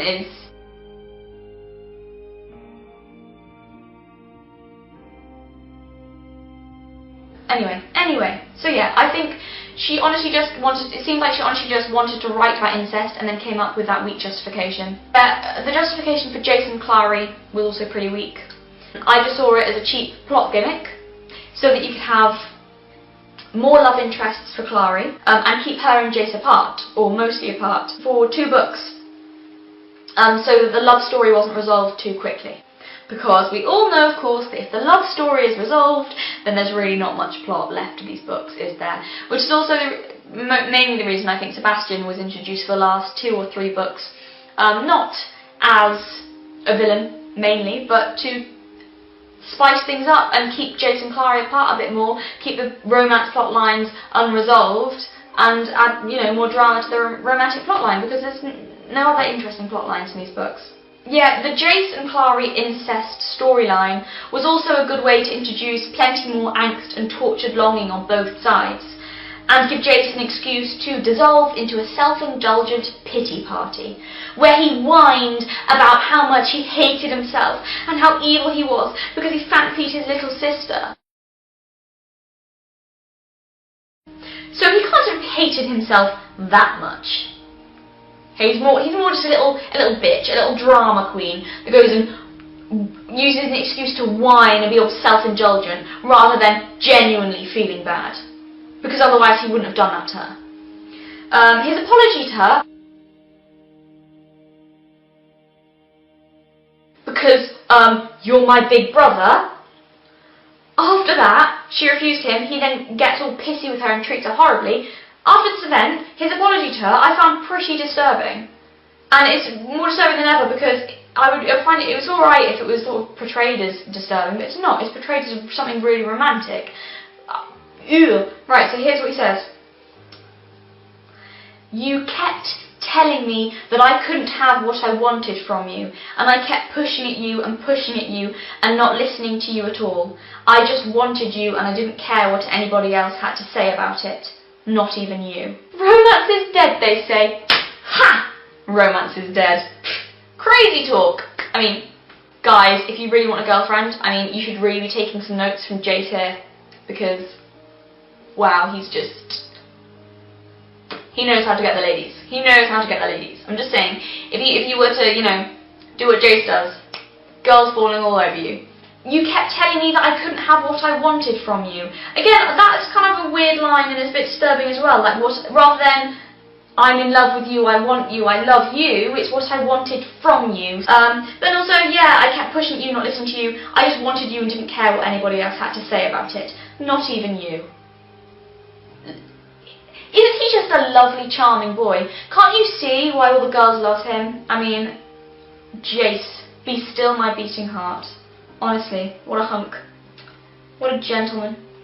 Yeah, to be absolutely clear, at this point, Jace still thought, Clary still thought, and the reader still thought that they were siblings. Yeah, that she was his little sister. So, even if she hadn't been his little sister, it's still a pretty shitty thing to do to someone. Like, you know, try and pressure them. Well, bear in mind they're quite young as well. It's like 15, 16 maybe at this point. I don't know how old they are, but they're still very young. Still a shitty thing to do to someone. Even if it's not your little sister, it's still not nice. It's still not great. Still treated her not well. But the fact that she's also his little sister, which also gives her a very, very good reason to not work with him. So twisted. It's fucked up. It's just. Of course, and this is the thing that really annoyed me though, not the apology in itself, but so after Jace's shit apology, Clary responds by saying that he has nothing to apologise for, because she's a pushover when it comes to Jace.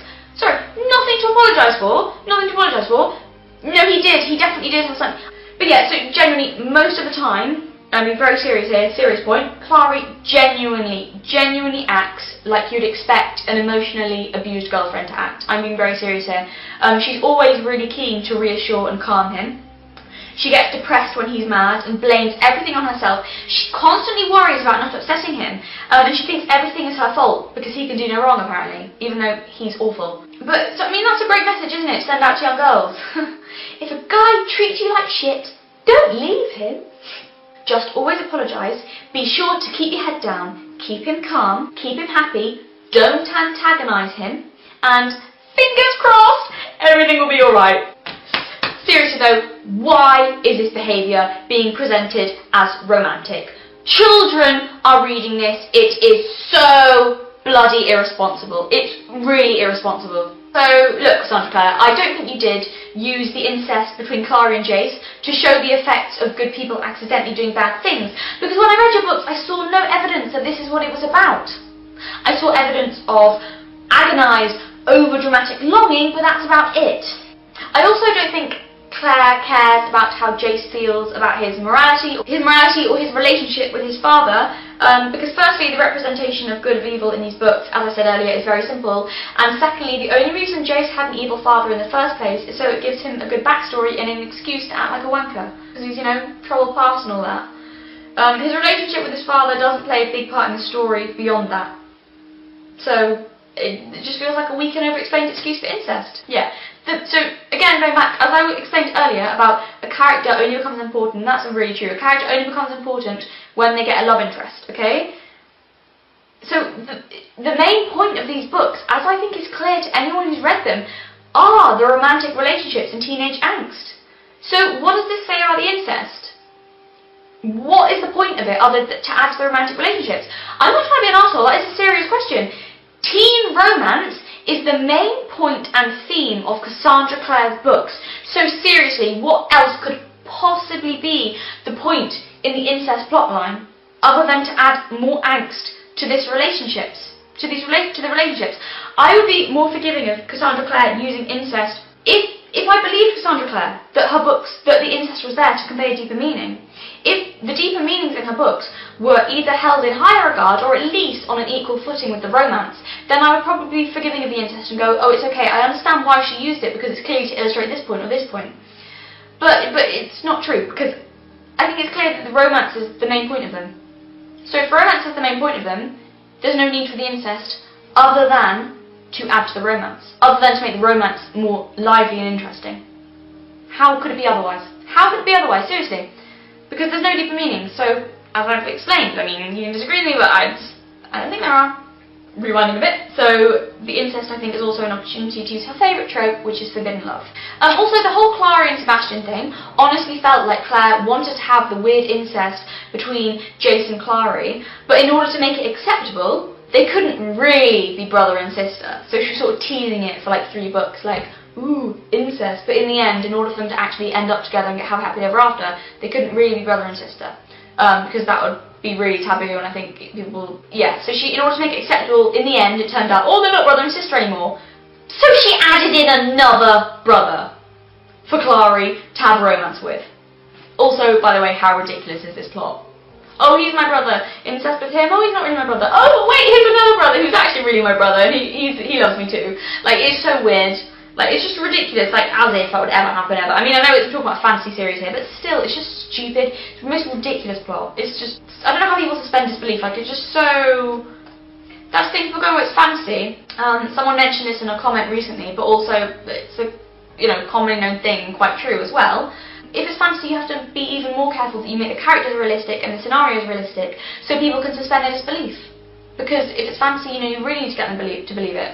So to me, it felt like Claire wanted to explore this kink and have a bit of a romance between Sebastian and Clary, but while still keeping Clary innocent and pure and in love with Jace, and therefore, because of that, Clary had to be unwilling in this new incest plotline, because in her and Jace she was willing, but with Sebastian she can't be willing, because if she's willing in that one, then basically she's, well, for want of a better word, she'll be seen as a slut, won't she? And then she's no longer innocent and pure. Of course, Clara's got to be kept innocent and pure because she's little Miss Mary Sue, isn't she? Claire also had some of the bad boy, possessive, slightly abusive thing going on with Jace. But again, she couldn't take it too far because it wasn't acceptable, and then it would have been really abusive, and obviously abusive. So enter Sebastian. Basically Jace, but with the dickhead factor turned way up. Like, seriously, Jace gone full bad as Sebastian. They're like the same character, except Sebastian's just... They're the same person, except Sebastian's just, like, even worse. I don't see how they're different in personalities. Probably because, first of all, Cassandra Clare is not very good at making characterization, so there's not very defined personalities anyway. But even with that said, they even look pretty similar, except, oh no, sorry, Jace has gold blonde hair, and Sebastian has silver blonde hair. Ooh, so different. Basically the same person. And the same personality, except that Jace is a little bit nicer, and Sebastian is properly a psychopath. So it just feels like she would have wanted that situation between Clara and Jace, but couldn't have it because...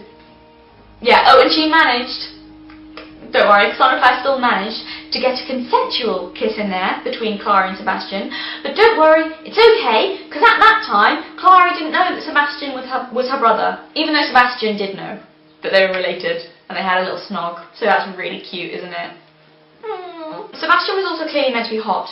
So when he's introduced as a character, before Clara knows he's her brother, he knows all along, by the way, that he's her brother. Before Clara knows, though, when he's first introduced as a character, he's introduced as a romantic rival for Jace. So, yeah, even when he is revealed to Clara and to the reader as her brother and a villain, the way he acts towards her with playful banter, crooked grinning, and cockiness reminds me of how Jace was described and how Jace hit on her in the first book. There's also loads of weird romantic scenes between them that Clara doesn't seem put off by. You know, the way you would if your psychopathic older brother was sexually harassing you.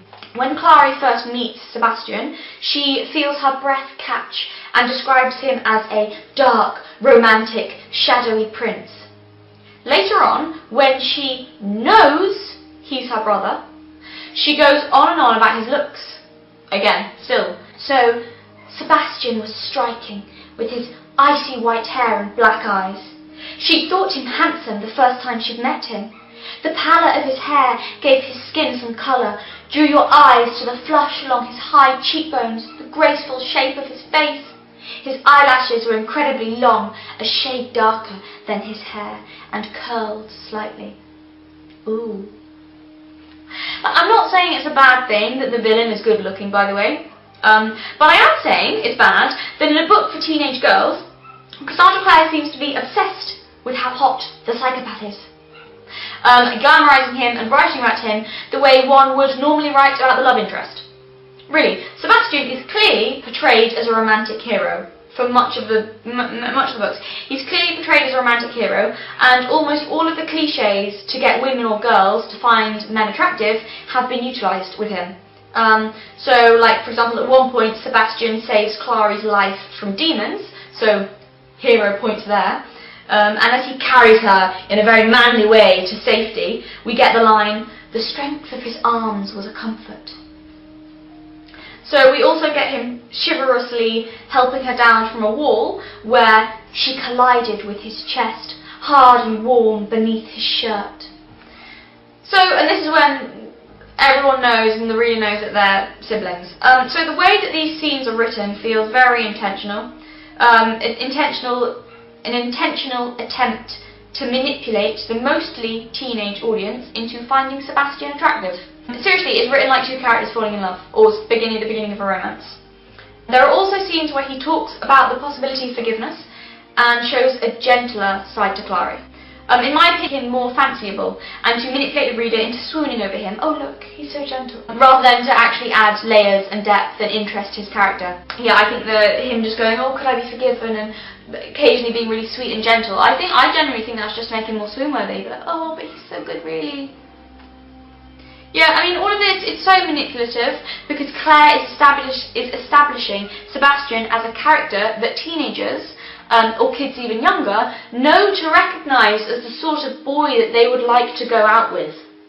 It's really unfair of her. I think it's really unfair. So playing up his good looks and charm and glamorising the dangerous and abusive parts of him, I mean, she's made him become, it's a teenage girl's fantasy. It's a ridiculous one, I know, but the way she has Sebastian behaving, minus the abusive stuff, but even some of that, the way that it's done, it's the sort of thing that many young teenagers dream about in a boyfriend.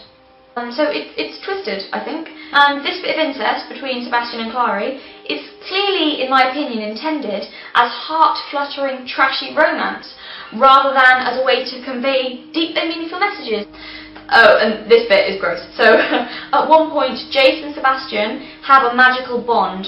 I'll get to that later, by the way, because Cassandra Clare has an obsession with bonds and making people be bonded together in a way that, and I've seen that not just in her books, to be fair, in young adult books a lot. There's this trend, if you notice it, with people having some sort of like supernatural bond in some way that really unhealthily melds them together, and it's just really weird. It's a weird trend. It's toxic and sort of portrays like, I don't know, it's just, I find it very, Anyway, we'll get to that later. So yeah, at one point Jace and Sebastian have a magical bond, so that whatever physically marks or harms one of them marks the other. So, after getting it on with Jace, Clary later finds out that the fingernail marks that she left on Jace's back are also on Sebastian. Yeah, something Sebastian later taunts her with, calling her a Spitfire. I mean, that's right, this is what happens in this book. She leaves fingernail marks on her brother's back. I feel very ill. I mean, it was just, that whole scene was totally unnecessary. It was unnecessary even to the incest plotline. I mean, and again, it just felt like Claire wanted to create some sort of passion between Sebastian and Clary without actually making them get it on, because then if they actually got it on, Clary would be one, betraying Jace, which means, oh, naughty girl, you're no longer so innocent and pure, and also she'd be actively choosing to get it on with her crazy brother, which again would make Clary not the perfect angel she's supposed to be. So I think that was just a way of adding a little bit of excitement between them without actually having to make them engage in any kind of sexual behaviour. So basically she left fingernail marks on Sebastian's back. It's just disgusting, I'm sorry, it's horrible. And also this just annoyed me, so there's a bit in the books as well. So again, Clary proves her stupidity by not knowing that it's her who her brother fancies. When she goes into his room and there are poems written titled My Beautiful One. Even though at that point he's already kissed her, and she's like, oh, it's just so dumb. I hate when writers do that, when it's just treating the reader like they're stupid, and also makes the reader, because most people can work it out, makes them think that the main character is an idiot, because you're going, well, I can clearly see you're an idiot, Clary. Goes into his room and is like, oh, Sebastian's written the crazy psychopath who's obsessed with me and who has no one else in his life he's close to. Oh, look, he's written a poem titled My Beautiful One. I wonder who that could be. Oh no, who's he? Really, like, it's so obvious. It's so obvious. And the whole fact she doesn't know the whole way through that Sebastian's creepily obsessed with her, and that he's got, like you'd know, I'm sorry. Even reading the book, I knew that Sebastian had very impure feelings towards his sister. The fact that Clary knew, by the way, at this point, that Sebastian kissed her even when he knew that he was her brother. So she knows this, and then just thinks that and then is surprised to find out that he doesn't have a problem with incest and seems to find her attractive. Like, why are you surprised, Clary? This I hate. This next thing I really hate. So, there's a point where Clary gets high and has a really weird romantic moment with her brother, Sebastian, which isn't portrayed as creepy at all, by the way, but just feels like any other scene you'd have for a developing romance in a young adult book.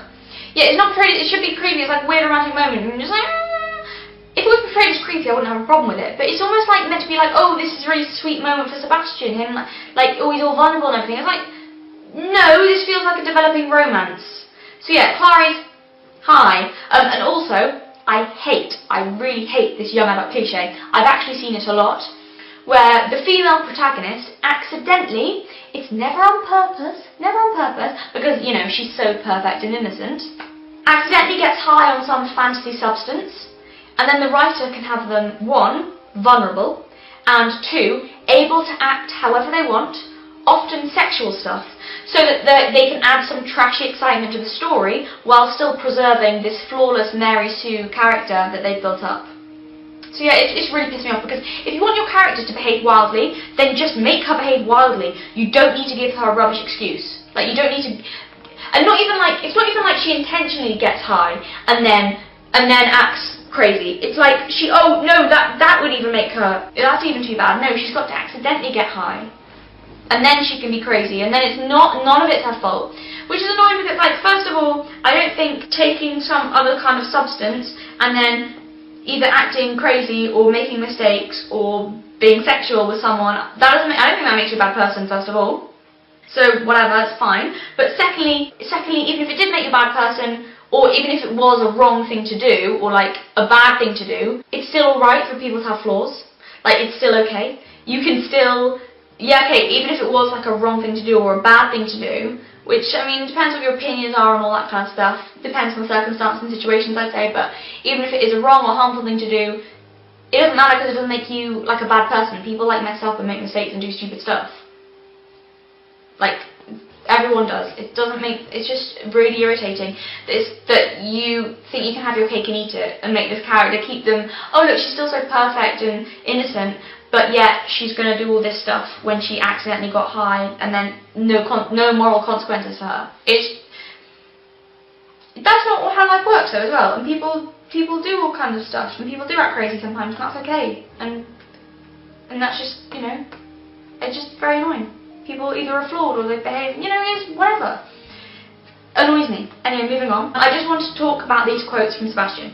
So at one point he says to Clary, as they're having what feels like an eerily romantic moment, "You're my sister, we have the same blood." Important because later on, he says to Clary as a justification for sexually assaulting her, I think it's as he's assaulting her, he says, "I belong to you, your blood is my blood." So after he's like beaten her, he's like, yeah, it's really nice. Here's the point with these two quotes. Notice how there's the emphasis on blood, and a bond between them because of the blood, and it's used as a justification.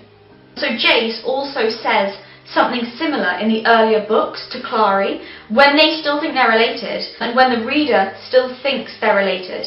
So they think they're related, the reader still thinks they're related, and this is when I'm pretty sure this is a scene when they're making out and they think they're brother and sister. The reader thinks they're brother and sister. And this quote really makes me cringe. Honestly, it's horrible. It made my toes curl. It's the blood thing. I just find it very weird. So the quote is, "My sister, my blood, my family. I should want to protect you from the sort of boys who want to do with you exactly what I want to do." Ew, it's horrible. Like, it grosses me out so much. But in the context of the scene, he says it, so they're in the process of making out when he says this to her, and they're being all tortured and in love, and like, oh, we love each other so much, it's just such a shame that it's all forbidden and all exciting because we're siblings, and he says this to her. It's clearly supposed to be romantic, the way he says it. I don't know why that didn't make Clara just go, oh my god, wait, you just reminded me that, look, we're related. It's horrible. Yeah, and Clara's reaction to him saying this also shows that this little speech he gives is supposed to be romantic. So if that's supposed to be romantic, with him using that as an excuse, like, oh, it's weird, like, the blood, I just find it very weird. She goes back to this blood connection with them, and like, in such a intimate moment between them, she brings up the blood bond. And I find it interesting that as a reason for Sebastian uses that same reason as a justification for sexually assaulting her. The blood bond. It makes me very uncomfortable, because in the context of the scene with Jace and Clary, bringing up the fact that they're related and the blood bond is clearly supposed to be romantic, okay? And then when Sebastian brings it up when he's assaulting her, it almost makes it feel like it's supposed to then be romantic, or it's like justification. It's just weird that the justification the crazy villain uses, his justification for sexually assaulting his little sister, is like the same thing that was used earlier in a romantic, intimate moment between the two, like, lovers. It's just, and again, I briefly touched on this earlier. Claire is obsessed with creating all sorts of bonds between, not just romantically involved, but mostly romantically involved characters. So tying them together to an unhealthy degree. And it's not just with romance, actually. I've seen it as well with things like sibling relationships or brotherly relationships or relationships like that. It's like people... I want to separate the art from the artist and criticise just the books and not the actual author. I'm just saying, though, from everything I've read, it's just... I just think Cassandra Clare has very weird ideas on healthy relationships, because I think it just seems she's incapable of writing something, a healthy relationship, where there's not all sorts of weirdness going on and people who aren't bonded together. I'm just saying, it's just... Anyway, so yeah, she constantly goes back to this idea of people being bonded so tightly together, of people belonging to each other, and she's presented this all throughout her books as something romantic. So, for example, at one point we have a literal bond between Mark and Christina where they can't physically go far from each other, or they start bleeding everywhere if they do. And we have the fact that Julian and Emma have a magical fighting bond where they are sworn to each other for life and they can feel what the other is feeling. So that's a really intense bond, and again, I don't think a particularly healthy one. They're sworn to each other for life. I don't think you should ever be sworn in that way to someone for life, and you can feel that they're feeling all this stuff. And then we have Jace and Clary just being so in love that they just can't function without each other, and so on. And yeah, so to me, it honestly felt like this link of blood was just another one of these bonds that she uses to bring, like, people together. Yeah, no, being related to someone, sharing blood and DNA does not give you some weird, deeper and more meaningful romantic connection. Like, it gives you a deep and meaningful connection, yes, and in most cases, not all, but most cases also gives you profound love, but it's not romantic love. Really, it's not. It's so not. Like, just stop it. Stop it, please. Like, it's... Especially when you've grown up with someone, it's just like... Oh, it's horrible. Yeah, so also this is just an interesting point. I find it interesting that in a series of books that is supposed to have anti-racist messages as one of the main themes, there's such an emphasis on blood and bloodlines without really offering any arguments against it. So Cassandra Clare says in her blog post that she uses incest because they did it in Egypt and stuff. But of course the reason ancient Egyptian royalty were into incest was to keep the bloodline pure. And it's been the same with most royalty throughout the ages. And historically as well, that's mainly, not in all cases, but in most cases, the point of incest mainly has been to keep pure bloodlines. And incest, again, in a lot of cases happens within elite or royal families because they're elite and royal and they don't want the commoner blood mixing with their pure divine blood, you know. That's where that comes from. That's where incest, historically, in most cases, comes from. Pure bloodlines. So I'm just a bit confused as to what her themes are here. So with such a strong emphasis on Shadowhunter names and bloodlines and family in her books, but it's just weird how there's such an emphasis in her books on like the family name and the family bloodlines and how important that is. And I understand family is important, yes, but for her it feels almost like the way it's written, it's almost like it makes you, I don't know, it feels very weird, like the bloodline is important, and the whole it makes them superior to humans because of their blood and where they're from, and they're the superior race and everything, and oh, it's interesting, isn't it? Superior races and all that. Books anti-racism, is it? I don't know. Because she doesn't, the fact that she, such an emphasis on incest and all this stuff, incest again, the point of incest is pure blood in most cases, so she doesn't do much to dispute this. She doesn't do much. That's the thing that I find. It's not like she really discusses it. She just sort of like glosses over it or goes into it. So with the emphasis on names and family and bloodlines and blood in her books, she doesn't do much to dispute it. Yet also apparently racism is bad.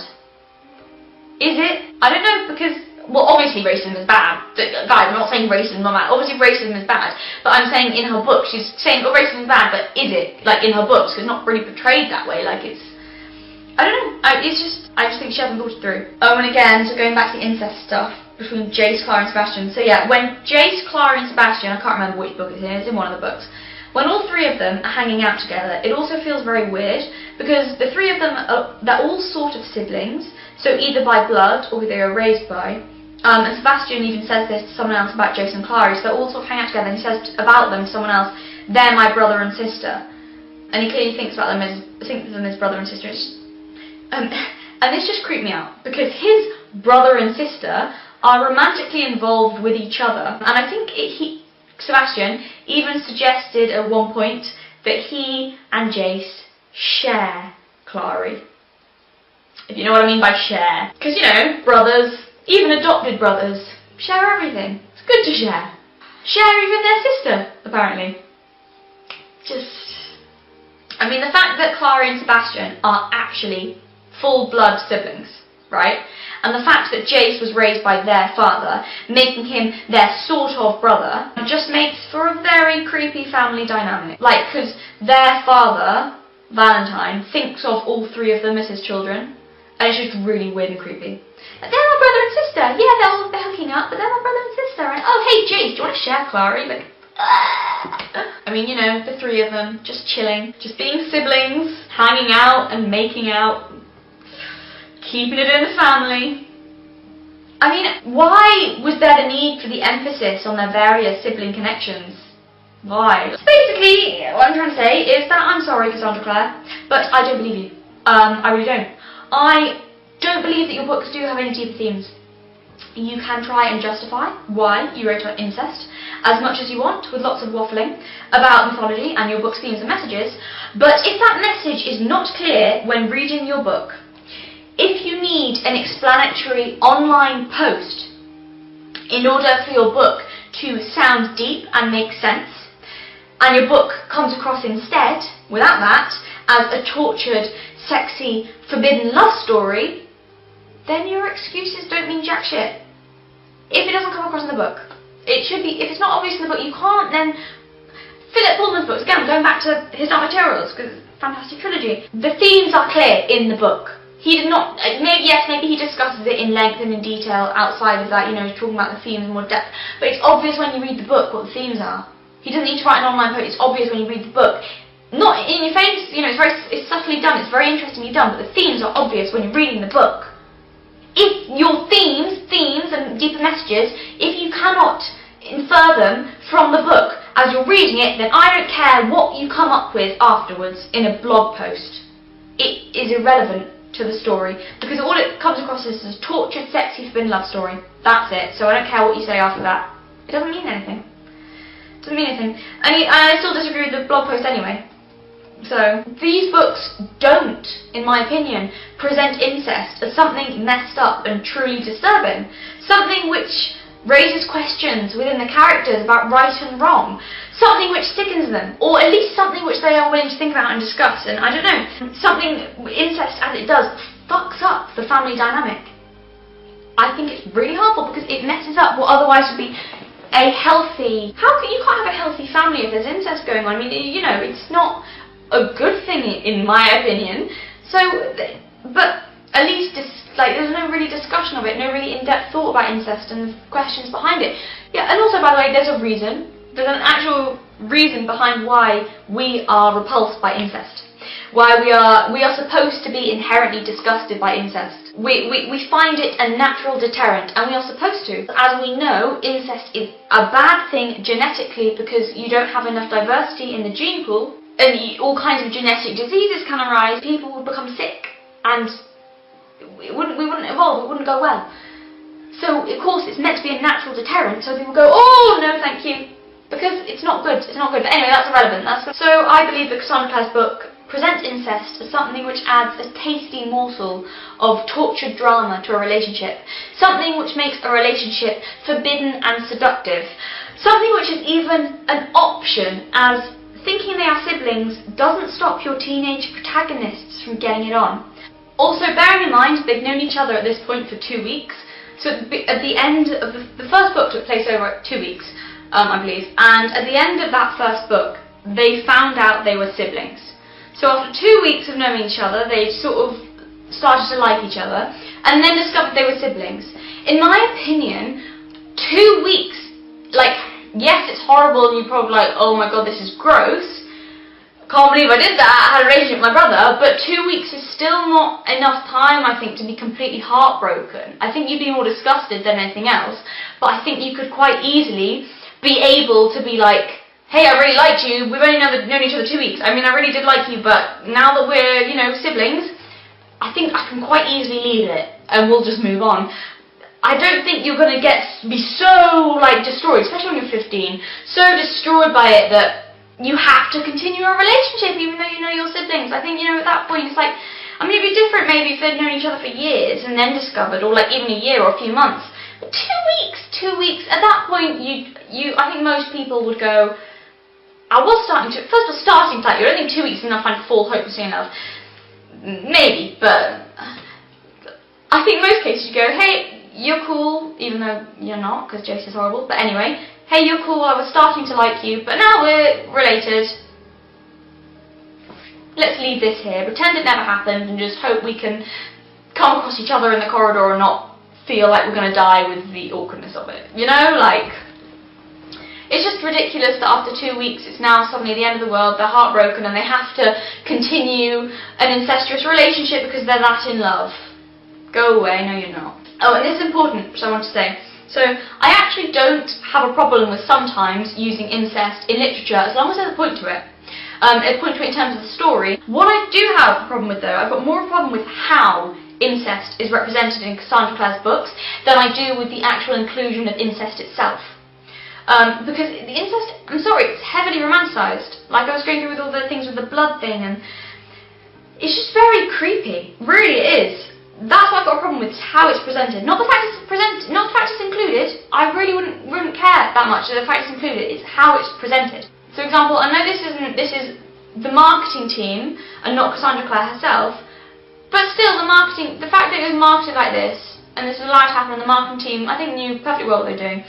So the blurb of her first book reads, I don't know if it does this in every copy, the copy I had read this on the blurb of the first book, was Clara encounters the dark side of New York City and the dangers of forbidden love. Right, so a story for teenagers about incest is being marketed as a glamorous and dangerous forbidden love story. You can't argue with that, that's actually what it is. The dangers of forbidden love, that's the only thing that's referring to, the only possible thing that could be referring to is at the end of that book, Jace and Hari find out they're brother and sister. So you're marketing it as a sexy, dangerous, glamorous, forbidden love story. That's clearly what, I know that's again not the story itself, but it's been marketed as that, okay? So please can someone let me know how that's not romanticising it.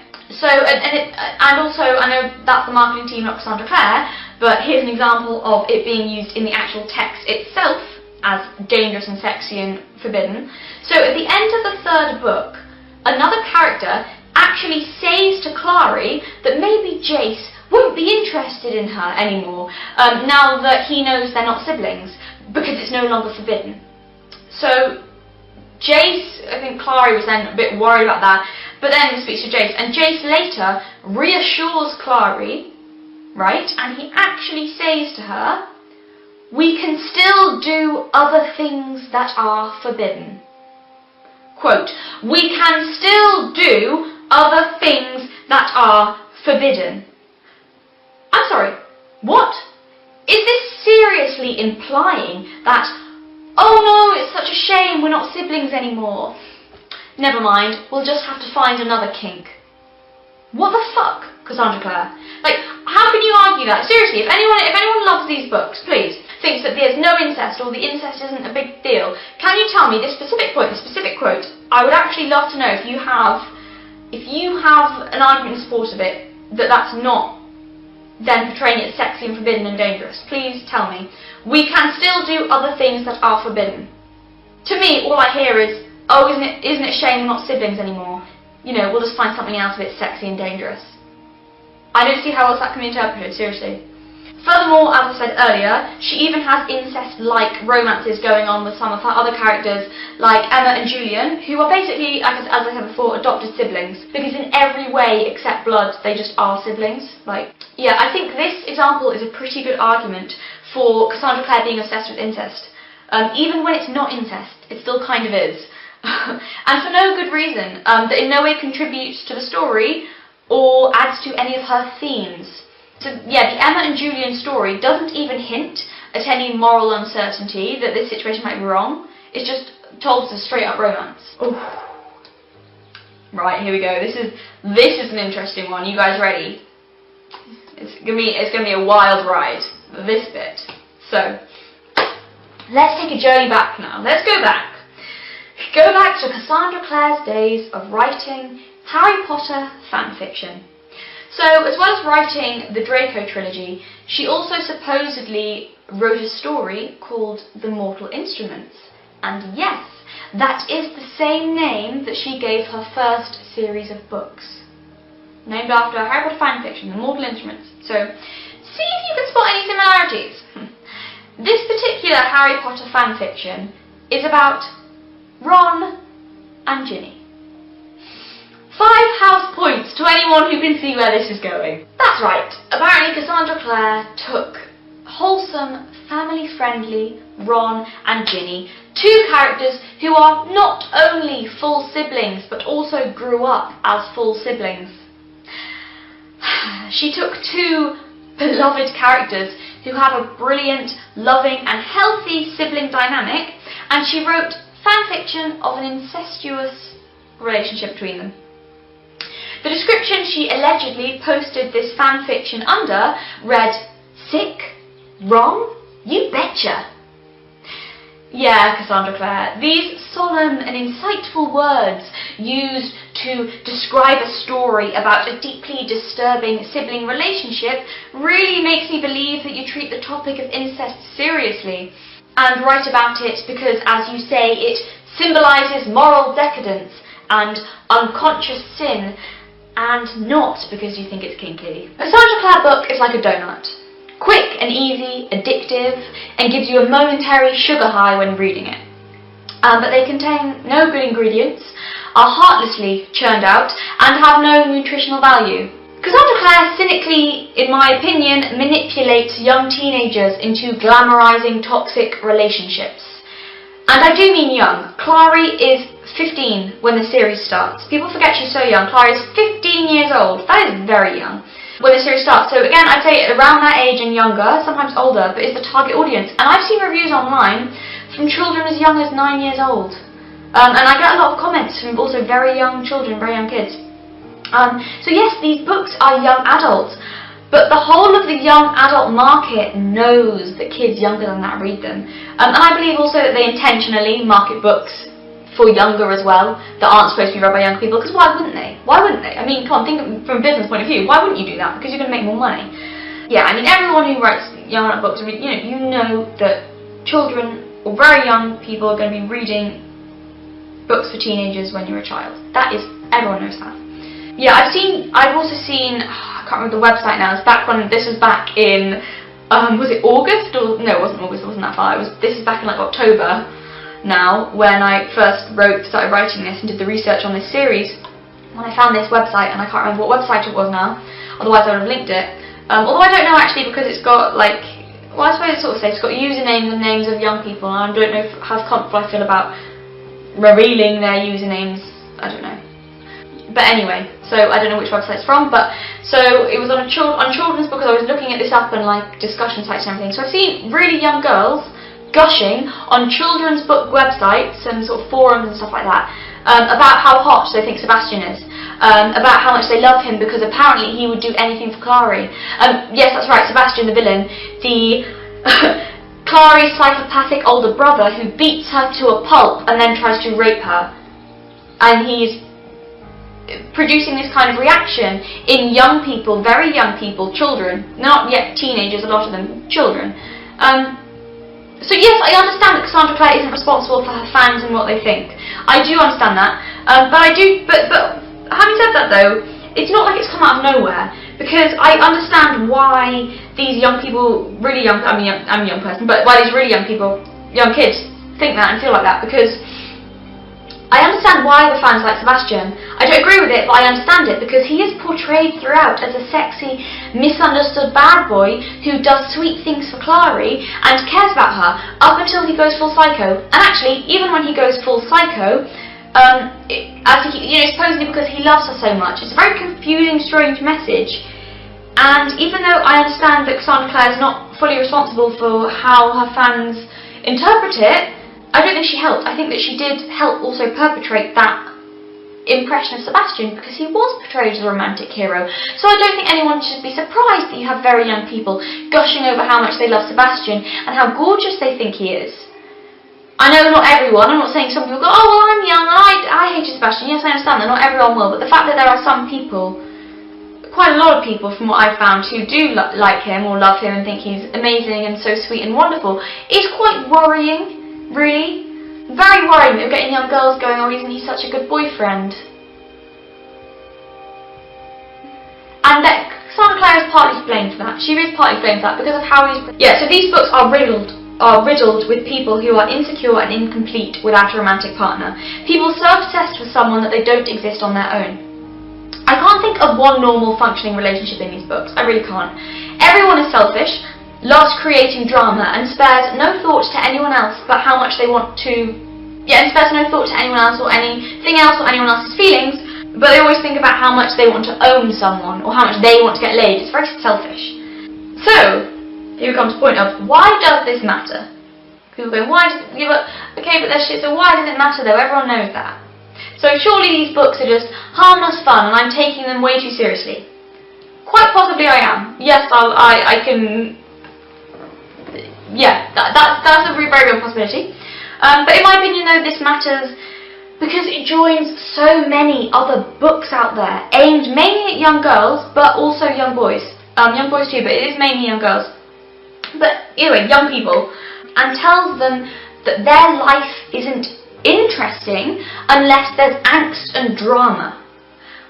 And I really think that this is getting into our consciousness and contributing to this culture we seem to have nowadays of self-absorption, manufactured drama and selfish relationships. And you know, it's not just in books. It's not just in books. It's on TV and in movies. And so Love Island, it's like, I'm just going to use it because it's a perfect example of the worst, just the very worst of our culture nowadays in society, I think. It's self-obsessed, selfish, vacuous, vain people who all go on an island together, and I think the point of it, I don't know, I've never seen it, I've seen clips of it and it just looks appalling, where the aim of it is the couple that's there the longest or something win money or something, I don't know, something ridiculous like that. Well, clearly it's like, you don't go on a show like that if you really want to find love. You go on a show like that if you want to become famous and win money, or for another reason like that. But it's like the created drama on there, and we see it so often, so many times. Reality TV is one of the biggest offenders, but where you have to have drama in a relationship and angst because you're not really in love. If, oh my god, he did it, you know why? Like, you see it a lot where it seems to be a huge thing, especially among young people nowadays, where it's like if there's no drama between you, if there's no angst, if there's no, oh, he did this or this happened, oh my god, this girl's come in, and like jealousy, if there's no jealousy and possessiveness and angst and arguments and drama and all this dramatic stupid stuff, then it's not really love. And I think that's actually becoming quite like a big thing now, particularly in like younger generations. I hate it. And I think books like Cassandra Clare's book aren't helping. I mean, young people mimic the behaviour that they see to figure out how they should act in the world as adults. I've seen so many young people creating angst where there is none, because a relationship where you're not tortured and angsty isn't a relationship in their eyes, because that's what they've seen, you know? I mean, they don't know what romantic love is, you know, when you're very young at that age. They're just figuring it out, and what they're doing is mimicking the behaviour they see represented in the world around them. They've been taught for years, they see it all the time, everywhere, bombarded with it, that love equals obsession, control, drama, and plenty of angst.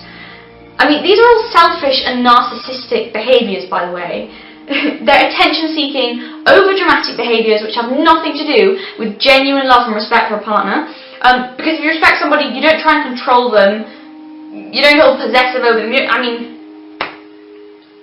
don't argue with them all the time and create all this. It's not healthy. I think they think that it's, oh, isn't it so lovely and dramatic if you sort of run out into the rain and have this big argument. And I don't know. There seems to be this thing where it's like glorifying all this stuff, but it's really unhealthy, and I just think it can be quite damaging. Yeah, I see again and again the message aimed at young girls, and again, I'm not just having a go at Cassandra Clare here. This perhaps doesn't this specific point relate as much to her books, but a little bit to her books actually, but mainly to young adult books in general, and also to media in general. Yeah, see again, the message in young girls, if a boy doesn't swoop in and sort your life out, and not just sort your life out, but control it and, you know, like, and make everything in life worth living and better and all this stuff, then he doesn't really love you, or it's not really love. If you're not happy, look for a relationship. I'm getting off topic a bit, but look for a relationship to make you happy. And that, you know, it's such an unhealthy message, because you're not gonna, I don't think you're gonna be able to have a happy relationship if you're not happy, if you're not already in a good state of mind, in a healthy state.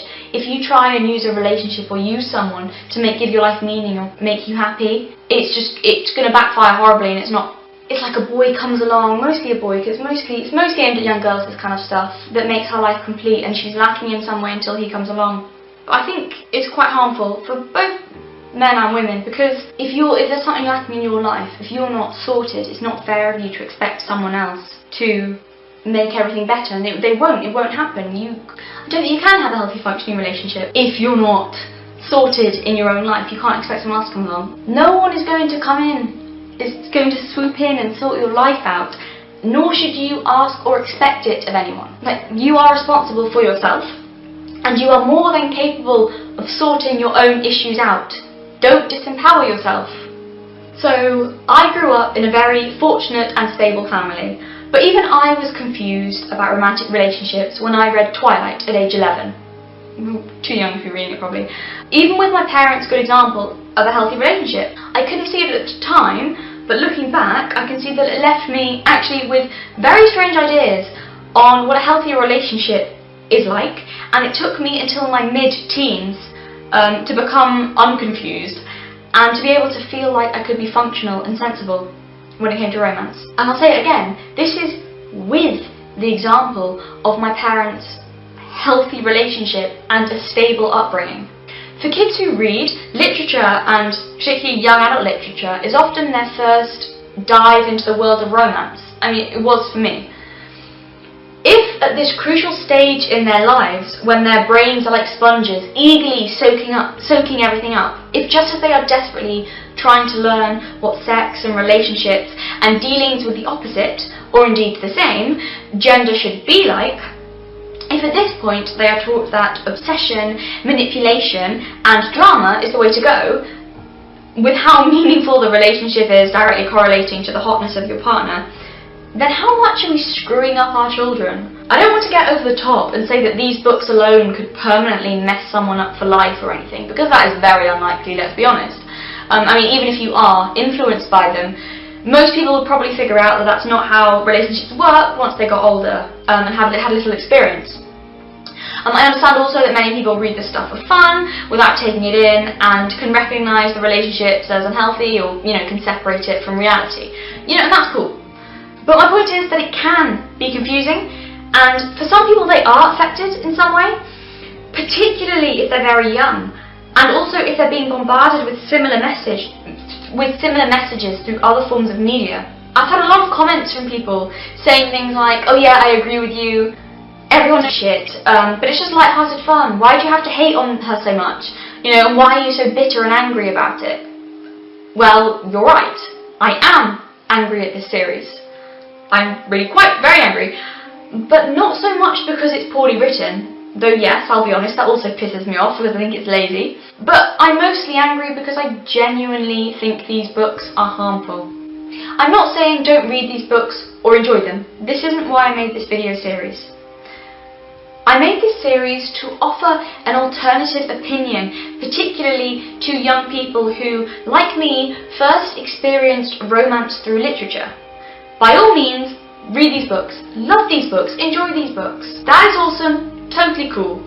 I promise that I don't hate you or think less of you, as some people have accused me.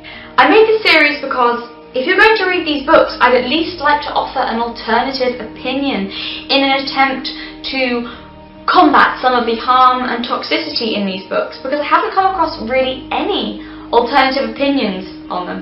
So yeah, I just want to offer an alternative opinion on the romantic relationships in these books not being so romantic. And if it's just one young girl who, like me, was confused, if I managed to offer her a different perspective on the romantic relationship so that she can still enjoy these books but not be negatively affected by them, as I was by not these books but by Twilight, then that is awesome, and that is what I wanted to do.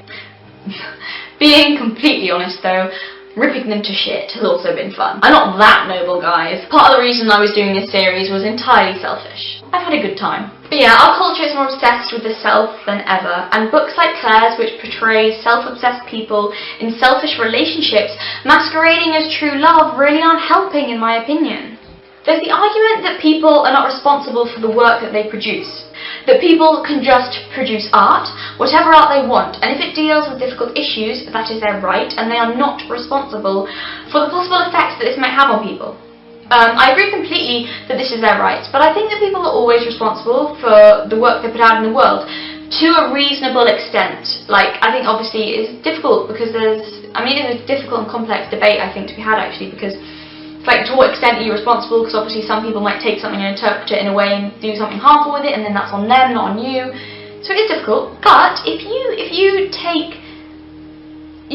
believe that people are responsible for the good that they give to the world, then you must also, by the same logic, agree that they're responsible for the bad, or at least for some of it. For some of So the effect that you have on the world and the people around you is your responsibility, and you absolutely have the right to choose whether you have a good or bad effect. You absolutely have that right.